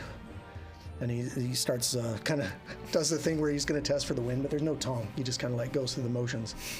Yep, all right, set the sails, and he like starts giving out orders to the crew, and they're running lines through bullseyes. They're hoisting the sail, ropes and rigging nets. The oars are set to rights, and he calls out to weigh anchor, and you start setting sail up the coast of Geb. The journey up the coast is going to be about 4-ish days at the clip that he says, as long as we have, a strong tailwind, it should be about 4 days to get to the Yidrion River. And then we'll turn up river and use the oars to get you to the docks. Now, I can't take you all the way into Pakged. Why you'd want to go there, I don't know, but it's dangerous there. But I'll drop you at the docks, as Gishkar promised. And then from there, you'll have about a 2-day trek northward through the Badlands to get to Pakged. Why is Pakged dangerous? Well, I'll explain some of that a little bit later. But for now, I've got to get my crew set up. As I told you, we're running a very big ship with a skeleton crew. So off he goes. And there's, Conversation. as you're kind of checking things out, it's kind of hard to tell the difference between different crewmates. But there, by count, you get maybe there's 8 to 10 of them. Oh. So it is a skeleton crew. It is a skeleton crew. Legit. And you do know Marrow is his first mate. Is there something that designates Morrow? Or is he just skeletal? He has a little first mate badge on his robe. It's just a little, Sorry, like marrow? marrow, like the marrow bone inside your marrow. bone. Like Yeah. bone marrow. Bone marrow. It's corny as hell. Bone marrow. His first Whoever wrote this AP totally like joking. And I mean, like, Skeleton Cruise is like, it's right there. Oh, it's great. It's perfect. I'm sorry, go on. All right. Now I don't know at this point after that comment that I should point out that the Rusalka and its crew are entirely of my creation. Yes. No, I'm fully aware. So thanks. It's that bad, huh? No. It's not that bad. I'm saying that's why I was joking when I said, yeah, whoever wrote this AP. Oh, yeah. Like, yeah. no, this is amazing. Welcome Like, aboard the Rusalka. Now shut up. Right out. So you start journeying up the coast, and it's a pretty peaceful first day of sailing. The wind is at your back, so you make a pretty good clip. And because they're skeletons, they only need a few hours of rest, quiescence, and then they can get right back, and they might rotate like who's running the sails at night. So you will continue to kind of make some, not an entire day's journey at night because it's dangerous to sail in the dark, but they make their way up the coast. And you're far out enough to see where you can no longer see land. Oh boy. You know it's out there somewhere. As you're sailing north, you know it's to the left, right? So it's to the port side of the ship. And the crew goes about their business. They largely ignore you unless you try to talk to them at all.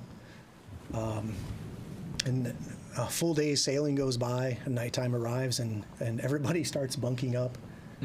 Minus the 2 or 3 crew that are going to be on night. You said there's like 8 of them? About 8 to 10. It's hard to tell, given the, there's no real identifying features of skeletons. You might figure out after a full day of like watching them maybe by their dress, but unless you talk to them, there's no real way of knowing anything about them. So I'm going to spend 8 hours, because I can do this ability once per hour. Okay. I'm going to spend 1 minute observing every crew member on the boat. Okay. If you're going to do that and you're really paying attention to and kind of keeping a mental track, there are in fact 10 crewmen and the captain. Sure. I'm using, it's called Aura Sight. Okay. And I get to learn the target's current or apparent attitude towards you, Okay. their current or apparent emotional state, Okay. and their general assessment of the target's physical health, such as what conditions are affecting it that it may have. But if it's something like if it's cursed or something, I would need an occult roll or something to understand that. Okay. So do you have to roll for each person, or you just know these things? I just know or- those things. Unless it's a Unless it's specific something that condition. would, yep. And do you talk to them at all, or you just No, casual observation? I literally just sit at the point in the boat where most people walk by, and I just sit and watch them. It makes sense for Lysander. Yeah, I think the mess hall is probably where you're going to catch a lot of them throughout the day. And it doesn't have to be anything crazy, but I just want to know like Okay, so tell me again, what's the first so thing you know about these guys? their apparent attitude you. towards us. They're all indifferent Yep, towards you. as they should. This is a right? job to do. Their apparent emotional state. They're Right. working. They're undead, right? Yep. And then their general assessment of their physical health. their bones.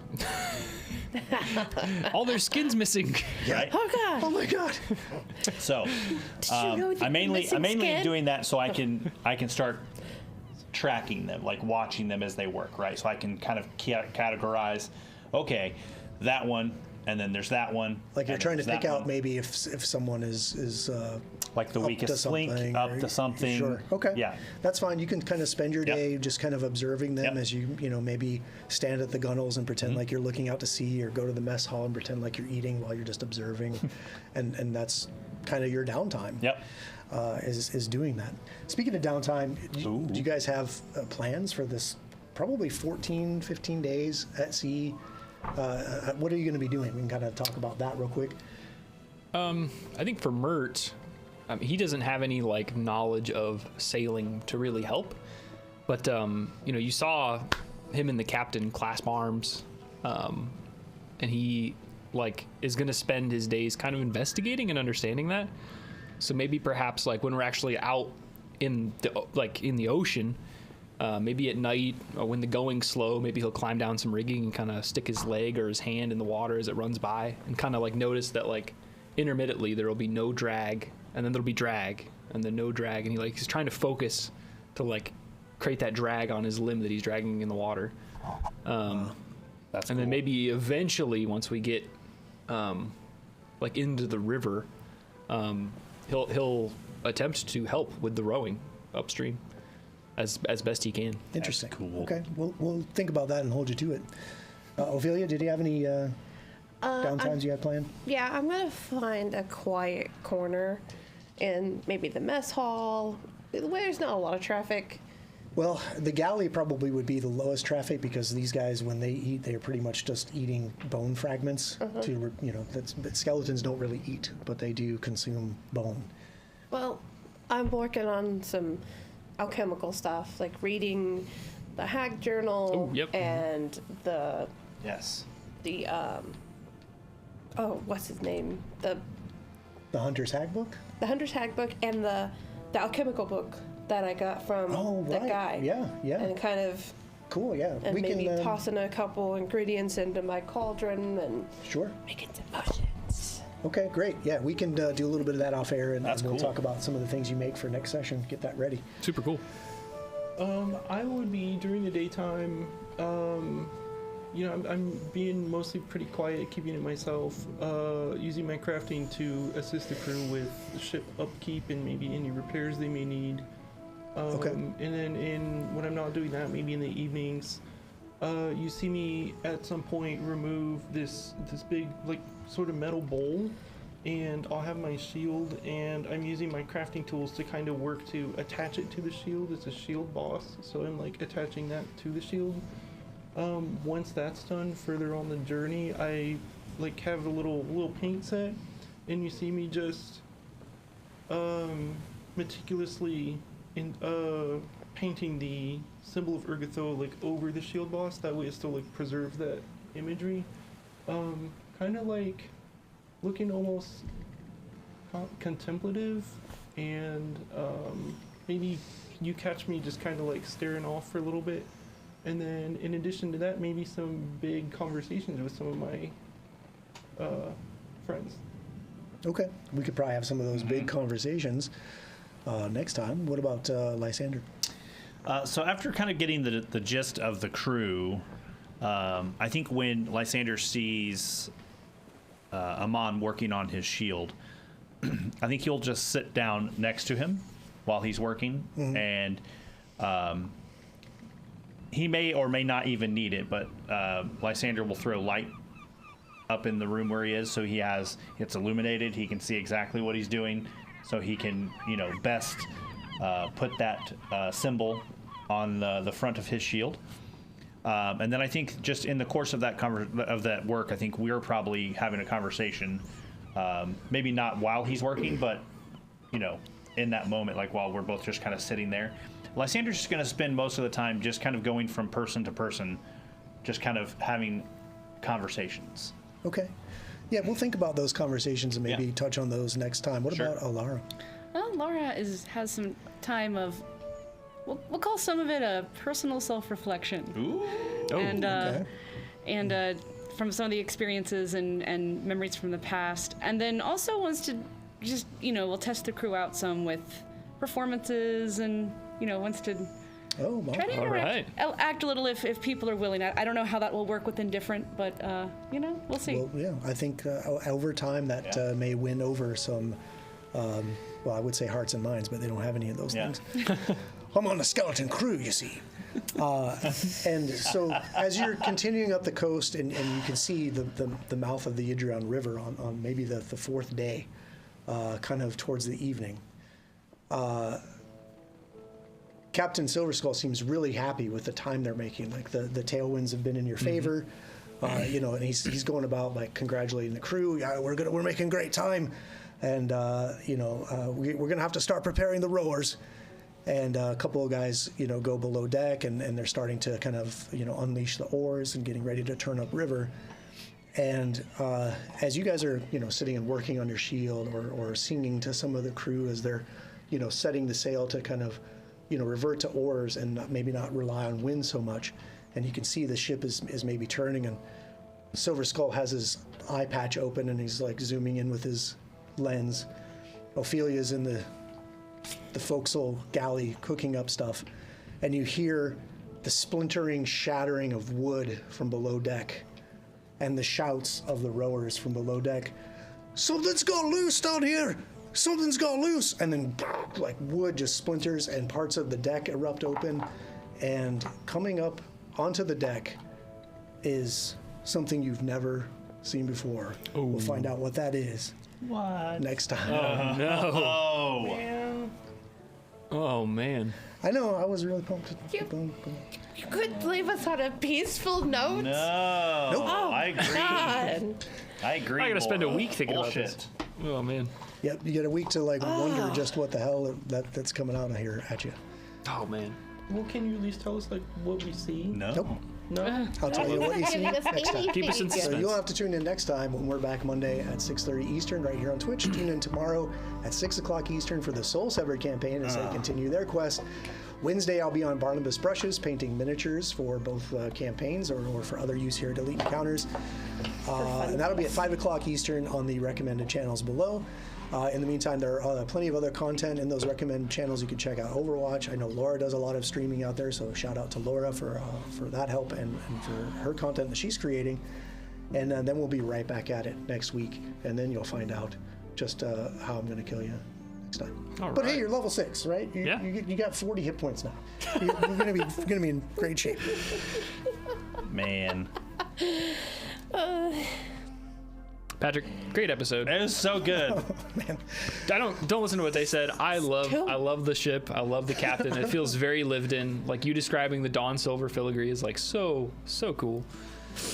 Thanks. I don't like the captain. I don't like the fact that his ship is breaking apart underneath us. Well, even the ship structure and like the way it's laid out is like it feels lived in. Like it makes sense to me, right? It's not just like a flat thing you stand on. Right. Just remember, we all have a potion of water breathing. That's true. And just to, I don't know. I appreciate the shout out, but I did completely lift the boat out of another adventure path. So. Oh, did you? As far as the structure and design of the boat, no, the name of the boat, the captain, the crew. Yeah. That's just. The skeleton crew is you gotta do it. I was like, yeah, I'm gonna do it. You gotta do it. It was great. I just love being on a ship of undead. Yeah. I think it's gonna be fun. There's no awkward. They're living. When we're used to being around undead all the time. Yep. I think you'll be right at home here on the Rusalka as it sinks into the sea, as you're battling whatever just burst out of the below decks. And remember, you're all in different parts of the ship. Yep. Yeah. Based on what you're describing to me. So we'll see how that plays out. We're together. You guys are together. That's right. Yeah. I'll roll with that. We're better together. But so I'll be just fine. That's right. Yeah. I've got Jenny in the galley. I've got down on the rower's deck or whatever. Maybe you're going to help. You're learning how to prepare row, so maybe you're down there. Yeah. Yeah. And Alara's up on the deck, staring out to sea, contemplating the sea. And you'll see next week. Oh man. Thanks everybody. Thanks Have a great so much. evening. Yep. Good night. Goodbye, everybody. Oh. We're gonna hear a shout from below. So- from Mert.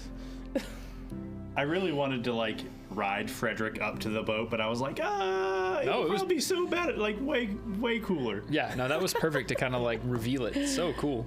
I'm so glad you didn't. Yep. And we're already getting to see like everybody's new abilities. Yeah. Which is so cool. Well, and the way you described, okay, like Remington is kind of shutting down